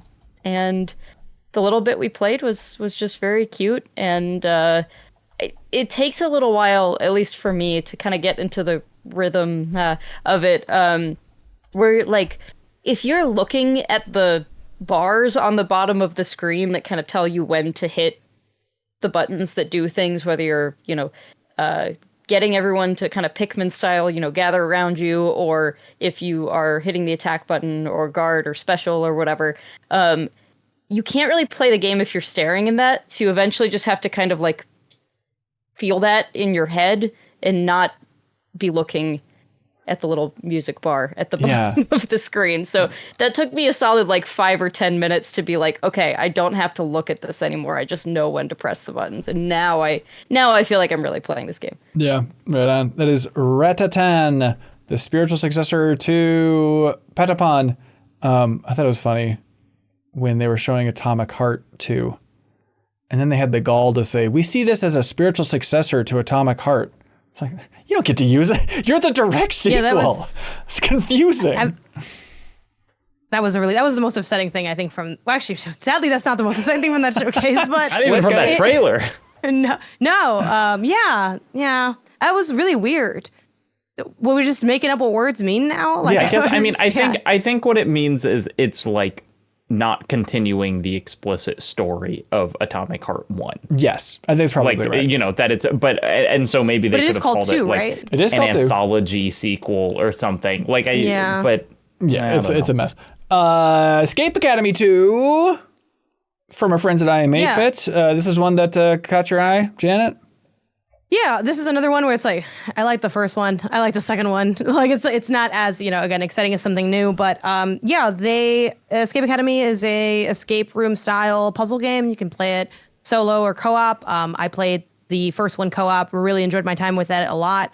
And this one, they are kind of leaning more into the school aspect of the academy. So instead of just having, okay, well, now you're in this puzzle room, now you're in this next one with like very little in between, they're trying to like add more mini puzzles throughout. So like the structure of this one after the tutorial was like, find your dorm. And then you have to kind of like do little puzzles to do that. But there's also like places on campus to check out. Like they have a vending machine called Snack Doku, which is like a play on Sudoku. So it's like some form of Sudoku puzzle. Snack Doku. It was called Snack Doku. Because I took like not very long, but like 60 seconds to figure out that we were and playing felt like Sudoku. a genius because I figured out that it was Sudoku, and then you found like the instruction page on the like table. a table next to it. It was like one table away. How Sudoku works, and we were like, oh well. All right, we're not as smart as we think we are. I am hating though on Jacob and Kelsey's appointment because they got to go together, and like I showed up there and they're like, oh, we're gonna pair you with just like another person so that you guys can like play together. I was like, okay, cool. They're like, we're just waiting on them to get here,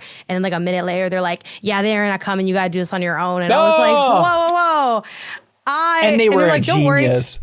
The developers here who's saying, oh, the hint system's not built in yet, so if you need something, just ask me. And I'm like, this is like my worst nightmare.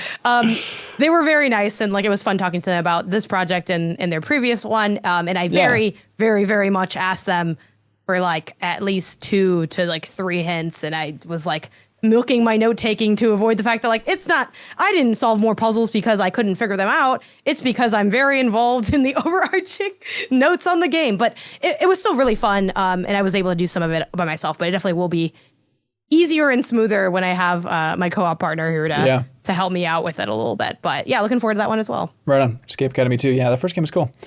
Okay, there's an infinite amount of games shown during this whole season. You can check out our reaction streams if you want to see even more. I'm sure there's some big ones we missed that we can be talking about in the future, maybe when they release, maybe before that. You never quite know. Travelog coming up if you want to live through the experience with these fine folks. Stay tuned to MinnMax's YouTube channel. But for now, thank you to some of our biggest supporters. Hey, speaking of IM8bit, they published that last game. And then also, they're supporting this here show by letting you know about their wonderful online store. Available in that wonderful online store is the Diablo 4 vinyl soundtrack. They have a 4 vinyl soundtrack available. From Blizzard here with sounds from the game, music from the game, I should say. It sounds great, looks great, because IM8bit does not phone anything in. And you can go to their wonderful online store and you can use the promo code Melted Ice Cream. Melted Ice Cream for 10% off of everything in their store. And you should help support IM8bit because they support the MinnMax community in a huge way by shipping in a prize each and every week to whoever has the best question submitted on Patreon. Whoever wins question of the week wins a prize thanks to IM8bit. And of course, this week, that person wins the Stanley Parable Ultra Deluxe PS5 physical collector's edition from IM8bit, which is so cool that they're just shipping out PS5 games of, Jacob, I'd argue, a great damn game. A great damn game. A game filled with surprises. So shout out to IM8bit. We appreciate it. All right. Ready for these questions? Oh, yeah. I'm ready. Okay. Juniper Kane really wants to know. Oh, man. Great question, Juniper Kane. They say, with Game Freak taking such a swerve in making a big action RPG, what else has felt like the biggest shift in what you expect from a developer compared to something new that they created? What was the most memorable time you went, they made that? And while you all are thinking, yes, I didn't bring it up, but that was also another one of the wildest reveals from the Xbox showcase was Game Freak, the game that presumably they were making with Private Division before everything fell apart there. They had teased that this exists, but it is a game that's called Beast of Reincarnation. And it is so fun to see. Like normally side projects for Game Freak, it's like, hey, here's Tembo the Badass Elephant or Little Town Story. And you say, okay, I get it. I get how this is the Pokemon developers. But Beast of Reincarnation is just full 3D action game that looks extremely Princess Mononoke inspired with like realistic looking characters. It should have been Pokemon. I know. I want to know the budget. I want to know how this whole thing has happened for this development because it really does look huge. It almost has like a Wild Hearts look to it, I think, and that Monster Hunter wannabe from a while ago. Do you think that Game Freak just has like a room with $1 trillion in it that they've got from not spending money on increasing the size of their team? And they're like, I guess we can like put it into making another game now. The impression that I got from being there twice is that they don't have solid gold cars that they drive into work every day. I really think it's a matter of like they're making the games, Pokemon Company gets the money, and they're just seen as like an independent studio that's working on this stuff. Like I don't think it's as clean as like they're raking in all of the cash and it goes right to Game Freak and they're refusing to spend it elsewhere. I think they really have the mentality of like we are an independent studio that just happens to be in the business of making these Pokemon RPGs. Isn't it like their choice to not make their team bigger? Yeah. Like, I feel like that's it is. okay. I would imagine so, yeah. But maybe they also have that budget that's maybe set from Pokemon Company at this point, and they could probably throw their weight around a lot more than they are. I think if it was like an American studio, I think they would be. But there's a certain just kind of humility about Game Freak, which is why it's fun to see them take this big of a swing in the world outside of Pokemon, and just seeing that logo on like a game that looks like, PS4 Xbox game at this point, and a Princess Mononoke style action game. It's a weird case. But that's Beast of Reincarnation. But what do you all have for times where you were shocked by, they made that?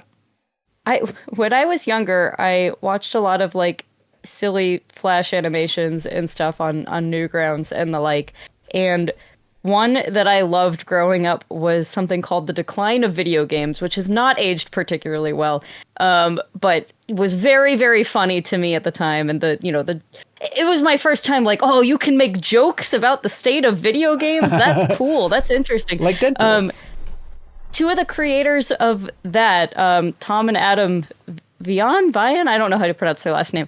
I learned years later, they made Snipper Clips and then they made Crow Country. Right. And I was like, the decline of video games, guys? Like the guys making silly, like kind of lowbrow humor Flash animations about the state of video games? It's like, oh, okay. Yes, That's perfect. on that same note and related to SGF, that Last Flag game is being made by Imagine Dragons. That's weird. Excuse me?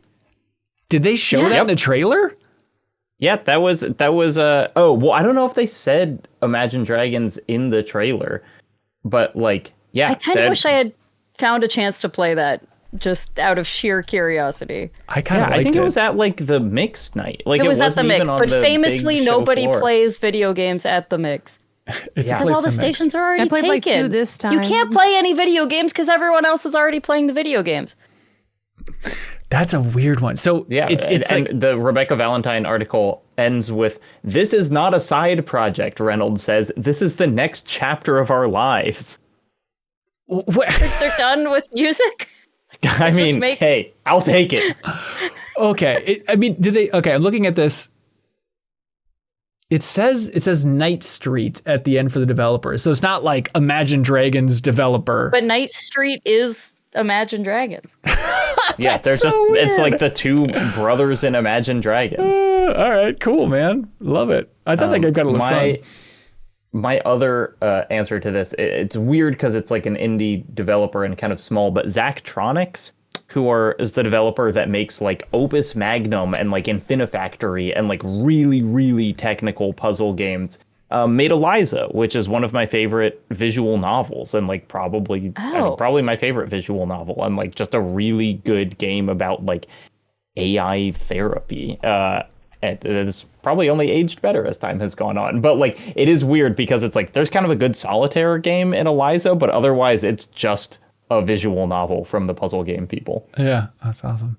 Bon John Bovey, of course, writes in, and they say, why have we decided that open worlds need to be filled with things to do? I'm seeing this criticism leveled against Mario Kart World's free roam map, but I personally find it refreshing how Nintendo's open worlds prioritize sightseeing over missions and varied activities. A lot of times it feels like the reward for climbing a mountain in Mario Kart or Zelda is just the opportunity to take in a beautiful landscape and snap some photos. Am I the only one that finds this super liberating? Do you really think Mario Kart World would be better with a quest log? I don't think that's the criticism though. I don't think it's like it needs quest log. I think it's that the sightseeing's not so great either, right? Like if there's not things to see or do, what is the point? Like, why am I just holding down the A button or whatever for longer? Like, what does that do for anyone? I think with Zelda and with like Shadow of the Colossus, which is another big game, or like open world game with nothing in it. Yeah. Like they do have, you can just get to places and be like, oh my gosh, look at how beautiful this is. And that is good. But if it doesn't have, if you can't make your game beautiful enough to be like internally satisfying, then I guess you do need, a trinket at the top of the mountain to make it worth climbing up there. Yeah, I mean, they're not open world games, but I think in terms of like just moving around is good enough. That it has to be like a game that like leans heavily into like the locomotive feeling that it's, giving to the player. So something like, Solar Ash is like, or even like the Pathless, even though, but again, those have still constructions in them. Like Solar Ash, you get into like a little alcove and there's a thing to do that feeds into like fighting the boss. So like I feel like the question is a little bit getting at, maybe it's too focused on the open world aspect. It's like, why do you need things to do in a video game? Because they're like constructed experiences that need like some form of interactivity that kind of guides what you're doing. And like, those can be different things. And I think to Kelsey's point, in Mario Kart, the answer is like very little of I think that, because they have a little bit. Like I went into the little like, free roam or whatever. I saw Nabbit there and I went and got him. I hit like some dude on the charging chuck or whatever, but that wasn't like enough. I think in part because the locomotion of Mario Kart doesn't feel that exciting outside the context of racing. Like I love doing races in Mario Kart, but I haven't really found myself enjoying just driving the cart around in the way that I do in like a Forza or something, which has like a similar construction, but even that has more, I think, activities to do. And then it feeds into the races. It's like an interconnected thing. I think Mario Kart's open world, it's empty and it's detached from everything, which kind of feels like, well, why would I ever go into this? And they're like, because it's there. And I'm like, that's not enough for me to want to go click it though. Yeah. I mean, this is a boring thing to say about a game, but like if I was 11, I would be spending a lot of time in that Mario Kart open world. Like I do think that as we play more games and become adults, it is less fun to simply navigate a digital environment. But like I remember when that was really fun. And so it is also, I think, just the kind of like the way that I'm able to interact with games is different now, which means I have less patience for just kind of that like internally motivated exploration. But like I think there are kids who are going to spend like a long time in the Mario Kart open world just because it's like it's a fun concept to not have the pressure of a race. It's just, it's not where I am with games right now. Yeah, I mean, on this week's episode of Bonus Pod, Sarah and Jeffem were on with Haley, and Jeffem was saying exactly that. They had like an epiphany driving home from my place after streaming the Switch 2 on launch day and being like, oh my God, like my 4-year-old, that is exactly what they need, because they don't want the pressure of people throwing items during a race and losing the race and all this crap, but like just let them putz around an open world is exactly what they need. Yeah, it's going to be a great time. So we should all love it too. Just have the spirit of an 11-year-old. Again, Jacob, what's so hard about that?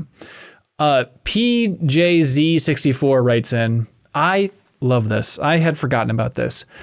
Spoiler warning for Super Mario Odyssey, by the way, everybody. But PJ says, I recently replayed the ending of Super Mario Odyssey, in which you take control of Bowser to smash through walls, knock down columns, and generally wreak havoc. I suddenly realized that this sheer joy in environmental destruction must have been the genesis of Donkey Kong Bonanza's gameplay. Even if it turns out that this isn't the Odyssey development team, I'm feeling confident about the lineage here. Other games have done destruction for sure, but this is a big Nintendo bruiser smashing like the bros. Yeah, I went back and watched that gameplay after seeing and playing Donkey Kong Bonanza, and it's like, oh, okay, you can really see it. And I know I'm in the camp of like, I don't think that Bonanza is the big new game from the Tokyo team. It's probably a co-development thing or like the, Captain Toad smaller team within it, but like that feels like such a clean lineage that I'm all in on that at this point. Mabroon writes in and they say, if someone from MinnMax were to be Jeff Keighley's co-host at the next SGF, who would it be? Shout out to Lucy James, says Mabroon. Yeah, that was super fun to see. We talked about this. Oh, perfect. I think right after the showcase. And I think, did we agree that we think Haley would do the best job at it? Like just sheer charisma and presenting? Was that unanimous, or do we have... I didn't want to point fingers, but if I had to point to somebody, I was going to say Haley. I do think you do the best job. I think she would just Leo do it. I think we were saying like who's most likely from that was a question. To host an award show, and it was like that probably wouldn't be Haley just because like the video game lawyer to presentation pipeline isn't there, but like it should be. That is the correct answer. Yeah. Honestly, if Haley and Leo were the two co-hosts of a show, I would watch it once a day. Yeah, we could all do it, I swear. Do you all also have just that feeling of just like, put me in, coach? Don't you want to try it? Like, I know I talked about it a couple episodes ago, but like I've never hosted like a panel like that. But it's like, I want to know if I can do it. I'm pretty confident I can do it. So please, You could definitely do it. It's your, this is your really job. easy. But if it's especially Like if it's for like, you, your It's background. just Ben, it's just what you're doing right now, but you'd be standing up instead of sitting down. Can you do this while You'd standing? be talking to famous people.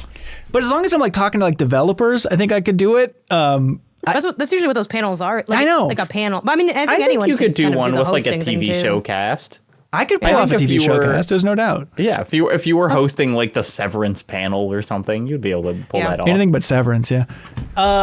So please, I mean, do you all?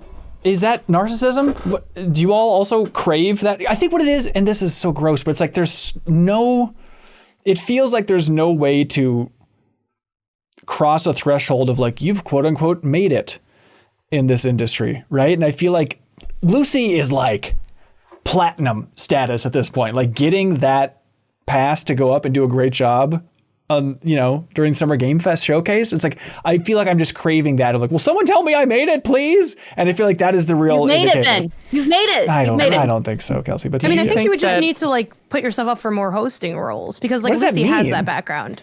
Like Lucy hosts like the BAFTA, I understand like, that. So red what does that carpet thing. mean though? Does that mean I go on Blue Sky and I say, let me host something, coach? No, I mean, yeah. honestly, if I think you really want to do it, I would ask Lucy, hey, I noticed you've done a lot of hosting roles. Like, I'd love to get into that. Can you like tell me how that kind of came to be? Maybe it's just her getting approached based on her other hosting work on content. Maybe Yeah. she does do some more like, I'm not fully sure, but like I know who to ask. And a big part of that too is doing a reel. Like you don't have a reel out there and you've never, so if I was you and you really want to do that, I'd make a reel of your hosting. Yeah. And there you have this, but maybe if there's other stuff that you've done, I'm sure you've done stuff over the years. I made a reel and I sent something. it around. I think when Yeah. MinnMax launched, I sent around like a reel of me hosting and kind of pitching that. Like one time I was offered technically to host a panel for a studio. Was it during E3 or something?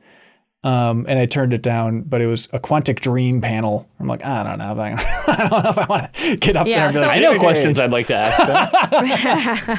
Usually those are moderated anyway, so that you don't have a limited thing. It's like, cause hosting's more, it is different than like the interview role because a lot of times those are like given to you or you have like a script you're kind of reading. It's still like a skill set and things. Like I'm not trying to Right. downplay it, but it's a little different than what you do, but I think you're totally capable of doing it. And if you wanted to do it, I think you totally could do it. You're like very well established in the industry. Everyone knows who you are. We'll go to places. Is Ben here? I'm like, no, it's just us. Like, Sorry. that's true because you're like the biggest name for like our sector of the industry. So yeah, like you could totally do that. This is very you nice, wanted to. very kind. But do you all have that feeling too? Am I alone on this branch of a tree of saying I want to do that? I wanna would not host. say crave, but I would be down for it, and I think it would be a fun challenge. I'm not like, oh my god, please, Jeff, please let me host. I'm just, Have you seen my emails? If someone asked, I'd be like, sure, that sounds kind of fun. I also don't think you'd made it once you did it. Yeah, you'd you're be right. like, that one didn't This is count. a I true. mean, do you think you'd move the goalpost? who's that for sure. woman who does? You know the woman who does like the pre-show at the Game Awards. Yeah. Yeah, Like, Sydney? has she made it? Yes. yeah, of course. Yeah. What's her name? Sydney Sydney Goodman. Goodman. Okay, there you go. Now I sit don't know. down, Who she Jake. is. I know her Jacob. from her working at IGN. Like there are people that just that's their job. Like I know a lot of people that host, and do that as like a big part of what their job is. I like hosting. I've hosted some small things before. I definitely would do it again. I would say it's slightly less of a passion for me than stuff like consulting work or like my regular criticism work. Sure. But yeah, it's good. I find them pretty fun. They're a little stressful, but they're not like. I never feel like they're too hard to do, but they're just kind of high stress to me a little bit. But I enjoy right. doing them. I think I do a solid job at it, and frankly, they are like fairly well paid, which is like That's the there's not a lot of secret. good paying gigs in the industry that also don't take an immense amount of time. Sometimes you have like, you come in and you do like test runs, or maybe you're involved in like elements of the script, depending on what the job is. But I'd like to host more, but I haven't really like not enough to put a lot of effort into it. Like for me, Sure. it's lower on when I'm putting effort into like different parts of my career. I think I actually want to focus a little bit more on some of my like writing and my consulting work and maybe even some video work than hosting stuff. But I think hosting would be like a great kind of thing to build up because it is like a really useful thing to like have on your resume and things like that. So yeah, but not it doesn't sound like as much as you, Ben. So you should definitely, if you were that excited about it, like you should go and do it if you feel inclined, because you totally could. Well, thanks. That's very kind. Resnet writes in and they say, hey, what's up with the word bound being used so often in game titles? Earthbound, Need for Speed Unbound, A Space for the Unbound, Starbound, Call of Juarez Bound in Blood, probably thousands more. Do game devs like binding? Do gamers like being bound? Fair question. You can't ask that in polite company, Ben. That's a pew pew bang question. It's like, well, when Unleashed has been tapped thoroughly, you got to go to Unbound. I don't know. What? Well, also, it's like you can't say leashed. You know, bound and unbound both work. You can't say leashed and unleashed. So you're saying a game called A Space for the Leashed doesn't sound cool? Ew. Nope. Yeah. I don't like we don't it. know. Alex Levendahl says, hey, Barry, hey, everybody. I got my dream N64 game added to the Switch Online collection when they suddenly added bizarre acclaim racing platformer Iggy's Wreckin' Balls last year, and then was shocked when they added my first Game Boy game, the movie tie-in for Quest for Camelot. Wow. Congratulations. Bearing in mind that apparently it can be extremely obscure, do you have a dream GameCube game for Switch 2? Yeah, it's not even obscure. I want that NBA Street, the one where you can play as Mario and Luigi in them. Oh, very what I good. want. That's Volume 2. Yeah. Yeah. That's the correct choice. I could see that. Although, is any EA stuff? Is there some weird license stuff? That's my concern. Like weird Yeah. license. It's also one of the games Probably. that I've had a harder time accessing through other means where it runs well. So Yeah. I would love to have that on Switch. Alex says they really want 007 Nightfire and SSX Tricky. Those would be good. I do love both those, yeah. I think for me, Oh, I like, want that Cubivore game though. Yeah. That's what I was going to say. We Actually. don't have Cubivore yet, right? Nope. We We need have a lot of the Cubivore other really bad. expensive ones, which is great. Kelsey, but do you think, is there, because I know you mentioned this when they did the first kind of run that like, oh, it's cool that they're kind of bringing these titles that like resell for a lot, just kind of making them accessible for people in a different way. Do you think there is a chance we get Cubivore, or is it like almost too, like, is there something weird about it being so expensive they wouldn't even want to put it on there? I mean, it's not like they benefit from it, really, you know, like being out, or is that good for like the cloud of the GameCube? it's intelligent systems and Atlas. Like, I don't really see why not, as far as I know. As far as I understand, there's no like weird reason why Cubivore, or there's not an obvious reason why Cubivore can't be on there. Like, it's stuff that either Nintendo owns or Nintendo is very tight with, you know, and it shouldn't have any weird like licensing stuff. So Yeah. I don't know. Yeah, that would be great. I would love to just see, I mean, I think the best thing Nintendo can do with these online services is just provide access to the games that are over $100 before you buy even the GameCube console itself. Deflate like 'em. Mm-hmm. Yeah, that's, you know, GameCube is kind of the quintessential system for that, where so much of it is so expensive. Yeah. You know, I saw it in response to the Kamiya interview, the rapid fire that we posted, but like Beautiful Joe feels like such a lock of like, Yeah. get Beautiful Joe 1 and 2 on that service. That'd be a really fun way to kind of get it back in people's minds, and Capcom wouldn't have to spend a bunch of money doing a full remaster, even though that would be awesome as well.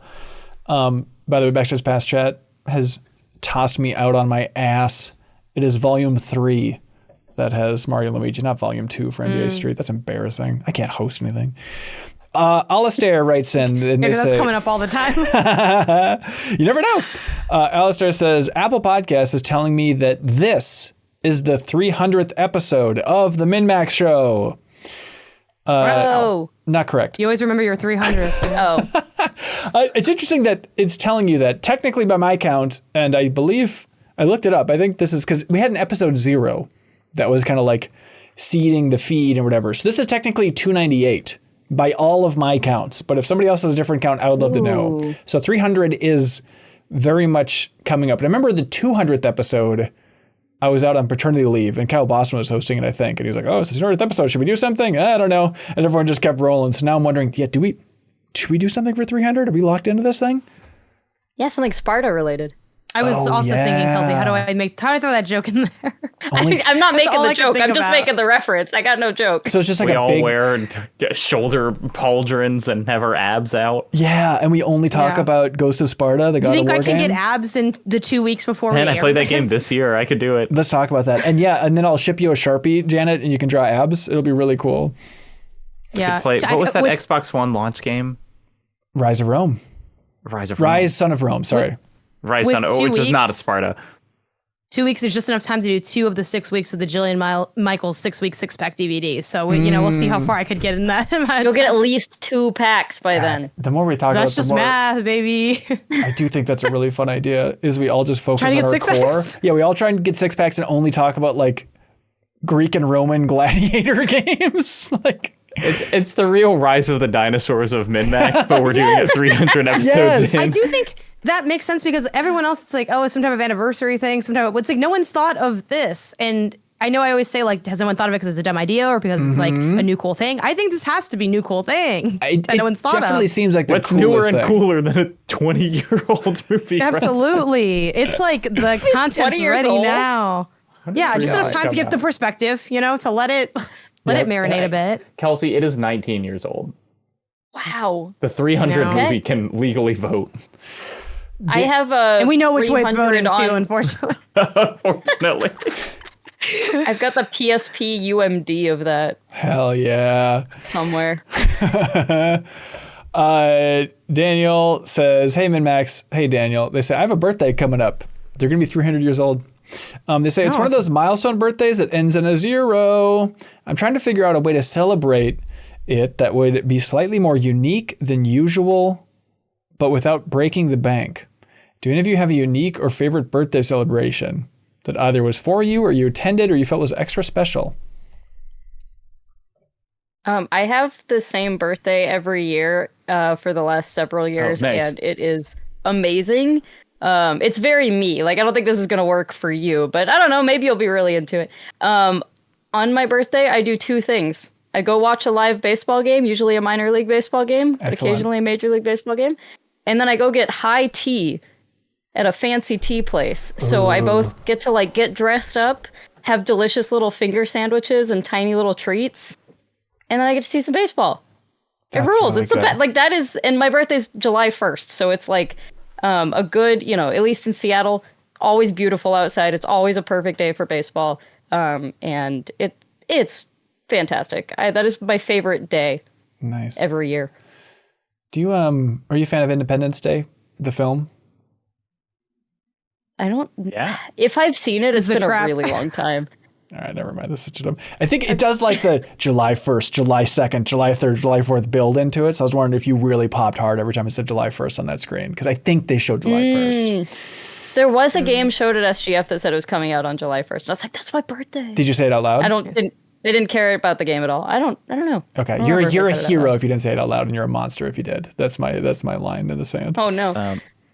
Depending on what 0 you're turning, things that like were classic birthday things as like a kid, like recently I had like a bowling birthday where we like all Yeah. went bowling, which was something that I did a lot, and like went to birthdays of other kids when they were turning like 12 and they had like a bowling birthday. But it's fun to do it when you're 30 because you don't go bowling that much probably. And so there are those kind of like classics that you can go back to because adults don't get to have as much fun as kids do. Yeah, and then go all out and get like a Dairy Queen ice cream cake at the bowling alley. Like if you're gonna do that's it, a good idea. just make cookie it special. cake. I got Annie like a Harris Teeter cookie cake, which like fully hit still. Derek Jeter cookie cake? Harris Teeter, Harris Ben, Teeter. regional supermarket brands. Oh, I've never heard of that. It's probably owned by the same person as your grocery store. They're just called different things. All right, I'll be damned. I appreciated the baseball reference though, Ben. That was good. I was doing it for you. Happy birthday, Kelsey. you. That was your gift. What do y'all like for question of the week? Player I dislike. The co-hosting thing.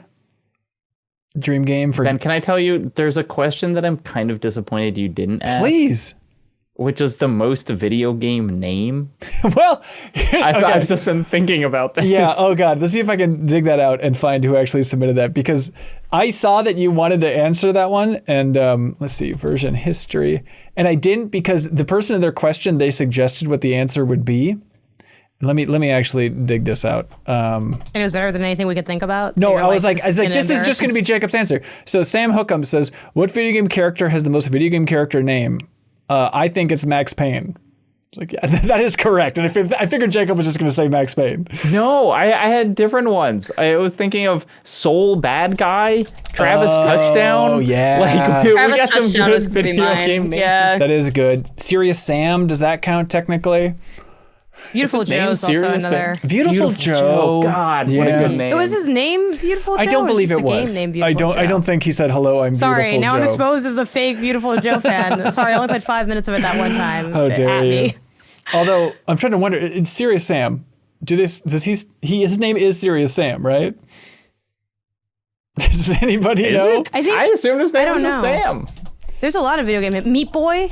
That's a pretty video gamey name. Yeah. Yeah, Bandage Girl, Bandage Dr. Girl. Fetus. Oh, it turns out Serious Sam's name is Sam Stone. Sam, quote, Serious Stone, of course. Also not bad. Yeah, did you guys see that Meat Boy's coming back? They're making a 3D Meat Boy game. Super Meat Boy 3D. Yeah, that animation of him being like decapitated by the saw and Yes. his little like body still there was like weirdly graphic. Yeah, no doubt about it. Okay, so what question do you all like for question of the week here? I like the they hosting made one. that. Hosting is good. And they made that. That's a good one too. Yeah, Janet? We can go with they made that. You're flipping the thinking between those table. two. You're flipping the table, and they made that. Congratulations, Juniper Kane. We will send you out, or I 8-Bit specifically, will send out the Stanley Parable on PS5. Now it's time for something that we like to call Get a Load of This.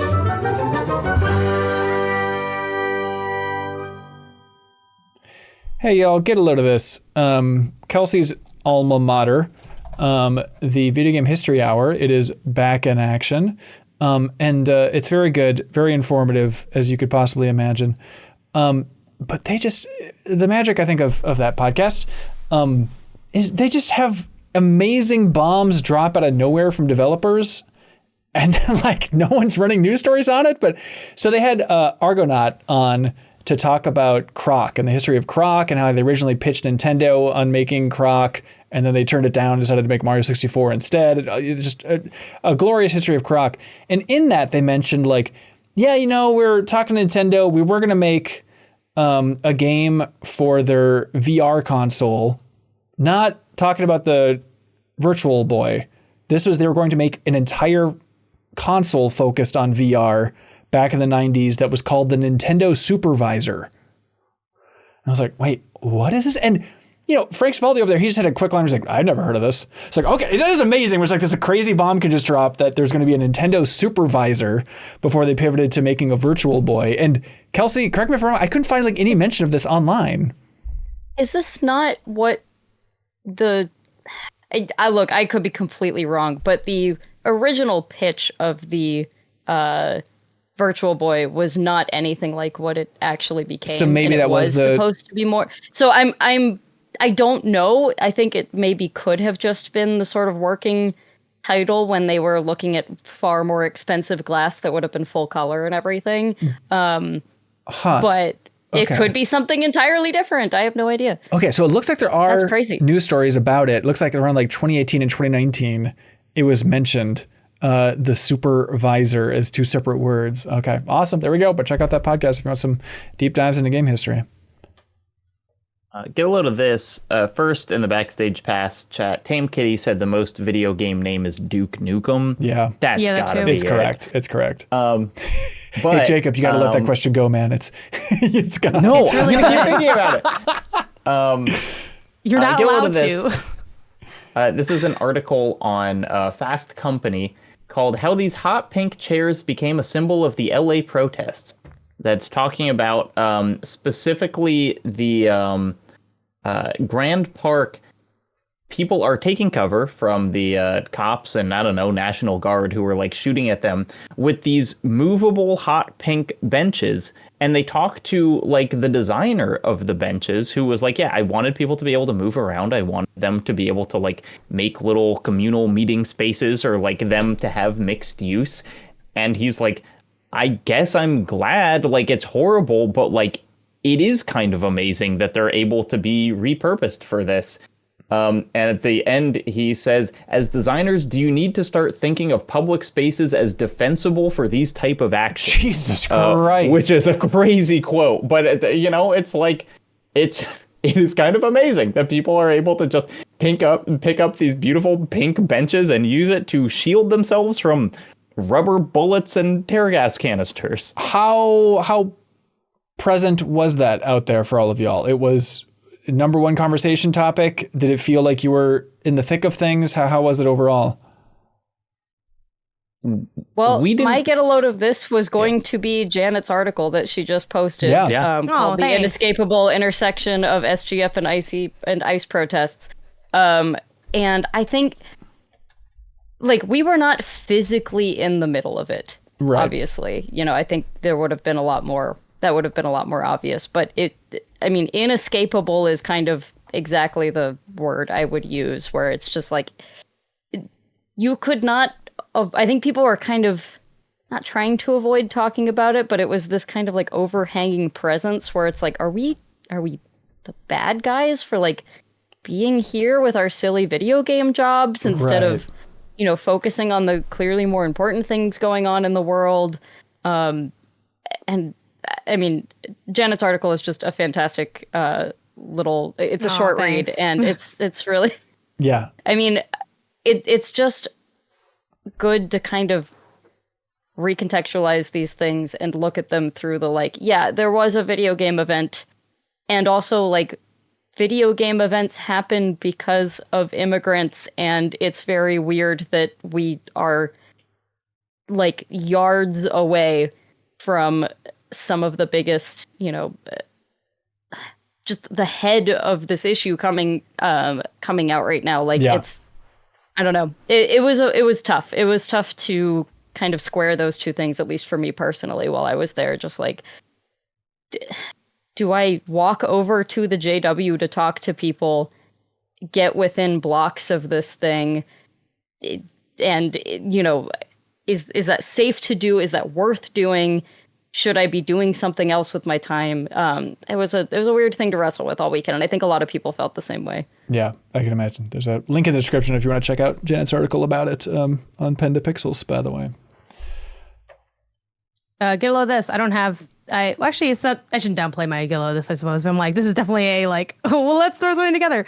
But I just want to shout out the Summer of Reading happening. It's an every year event, but I feel like I often talk about how much I like the library, like going there as like a workspace and using it and, you know, utilizing those resources. And I feel like people sleep on the library, which I know is like a cheesy sentiment, but yes, Summer Reading happens all the time. They totally do. Yeah. So yeah, I just kind of like a shout out reminder. I know it's a little sad that like we're recording this June 11th, where it's like it kind of started 11 days ago, and I definitely didn't do much reading during SGF, but I know it's something that like I'm trying to like Janet, do. What is Summer Reading? Yeah, is this like an official program? Yeah, it's kind of like a it happens at pretty much probably every like major city library. I'm not sure how widespread it is throughout the US and if like a smaller town library would partake, but it's just a time where people encourage people to read. I think it kind of probably comes from the fact that like school's out during summer and you want to like continue building literacy, but like it's an all ages thing. Like my library, for instance, has things like keep track of your reading either on paper or through like our little app, like mine's called like Beanstack or something. And they're like, and you can get prizes. Again, it is definitely geared towards more of like a family, like child kind of thing. But like a lot of libraries also give out like tote bags, or they might have, you know, really lean into having like author events or special like book related events. So this is just kind of, I'll just have the link go to like the LA Public Library one, because it's like the one that I have near me or whatever. But like, you know, look up whatever your city has going on. There's probably something cool and cute. And if nothing else, you can partake in this idea of the challenge, which is like the challenge is just to read a little bit every day throughout the summer. Again, my streak kind of not so great, but I do have, I got 2 books out right now, one intentionally thin just for the sake of being able to carry it around a little bit more easily. And yeah, that's just something that like I know I want to work on, and I'm sure, reading's always great. So might be a fun thing to do, maybe even just like within your household or with like colleagues or friends. So yeah, that's my get a load of this. Right on. From the community Discord, there's a whole get a load of this channel. And We Go Giant shared this saying, hey, there's a hidden WLAN mode in Mario Kart World. This allows for 24 players, each with a Switch 2, to play in the same race together if they're all in the same Wi-Fi. It could be useful for a certain Minneapolis meetup coming up in August. Everyone bring your Switch 2s. And there's a secret way to access, like a LAN version of Knockout Tour, which sounds absolutely fantastic. And yeah, reminder, we do have that meetup coming up in August 9th on that Saturday, noon to 5 at Utapils Brewing in Minneapolis. Coming out, in theory, all of us are going to be out there. So we'd love to thank you in person. Are you scared? Do you feel like the universe will like combust or something? Like we've never all been in the same place at one time? I think so. Mainly, I just worry about a checklist of things of like, okay, we should probably like record an end screen for the YouTube channel. We should probably take some photos together, like trying to make sure that we're just like it's like the MinnMax family photos. Like we should go to JCPenney and get some photos taken together. That is such a good idea. So yeah, just it's dumb, but my mind's with content, Jen. Of like we got to make sure we just like that's hit content. everything that we need to hit. And then you record hit. the phone. We'll like vlog I'm saying, and then we get the photos. No, I'm with you. Yeah, but just trying to make sure we like take advantage of it every which way we can, because it's going to be pretty rare that all of us are getting together like that. So making a checklist of like, you gotta do this. We got to make a welcome to MinnMax GIF. All these obvious options. We all exchange friendship bracelets. Oh, that's right. The friendship bracelets. I got to write that down. Buy the beads now. Yep. Can't forget. We got to remember to sign stuff for Give to the Max, while we're all in the same place. It'll be so easy. Like those types of things is what I'm focused on. Oh, I got to bring everyone their spoilers hats. Oh, yeah. Good call. I forgot that the hat actually happened. Shout out to you the for hat's like, real. You had an idea and then you made the idea happen, which is literally the hardest part of having an idea, Kelsey. Well, no, shout out to Ben for having MinnMax pay for that stupid idea. So. Shout out to the patrons for making it possible for the next okay, all right. Someone's going to take this compliment, goddammit. Okay. Nope, not today. But that is it for this episode of the MinnMax Show. Thank you so much for watching and sharing, everybody. We appreciate it. We got a bunch of stuff on the horizon. Well, first of all, in the past, bonus pod this week, was very good, where I mentioned it was Jeffem and Sarah and Haley talking about Mario Kart World in a huge, fun way. But then also Haley diving into the end user license agreement on the Switch 2. Be like, hey, what did you agree to when you booted up your Switch 2? And so her working through the wordings and specifics of that as a lawyer is fascinating, of being like, oh, it turns out if a kid opens this, then thereby their parent agrees to these terms. Just like a bunch of weird stuff. Nintendo can technically brick your system whenever they want to. It's like, it is fun to just dive into the weeds on all that stuff. So God bless Haley for being up for that. Also, Pew Pew Bang, the new episode went live this week. It is a big episode all about smart games. And then you all dive into your college transcripts in a very bold and brave way. Also, you just had all that ready to go? Like, no, we had to request the transcripts. Yeah, we requested it. You can request transcripts? Yeah. You'll see what's $7 or something. Wow, I'll be damned. I think mine was free. Maybe 15 for like an unofficial one. Mine was free, but then they were like, oh, then here's like a charge to actually, you actually want to be able to look at it. That's like at $7. So like, okay, well. Oh, jeez. But let's see, Pew Pew Bang, subscribe in the standalone podcast feed, give it a review, please. Speaking of reviews, thanks to everybody who subscribed to the MinnMax Show on your favorite podcast app, left a review on Apple Podcasts specifically. We had that big giveaway for the Switch 2, and Infinite Disgrace on Blue Sky ended up winning the Switch 2. So shout out to them. Thanks to everybody who submitted a review. Greatly appreciate that. Also, the big thing is Doc Lightning, our documentary film festival for the community. We encourage everybody who supports us on Patreon to create a documentary under 3 minutes, no expertise required. And we are having the screening for Doc Lightning on Twitch this Thursday at 7:30 p.m. Central. Otherwise, it'll be up on the following Monday, the 16th here in June. If you want to see us react to everybody's amazing documentaries, and everybody who submits a documentary wins a Steam code as well. We'll be messaging them after the film festival. But huge shout out to everybody who created a documentary this year, and I can't wait to watch them all together. It should be a blast, so check it out. That's it.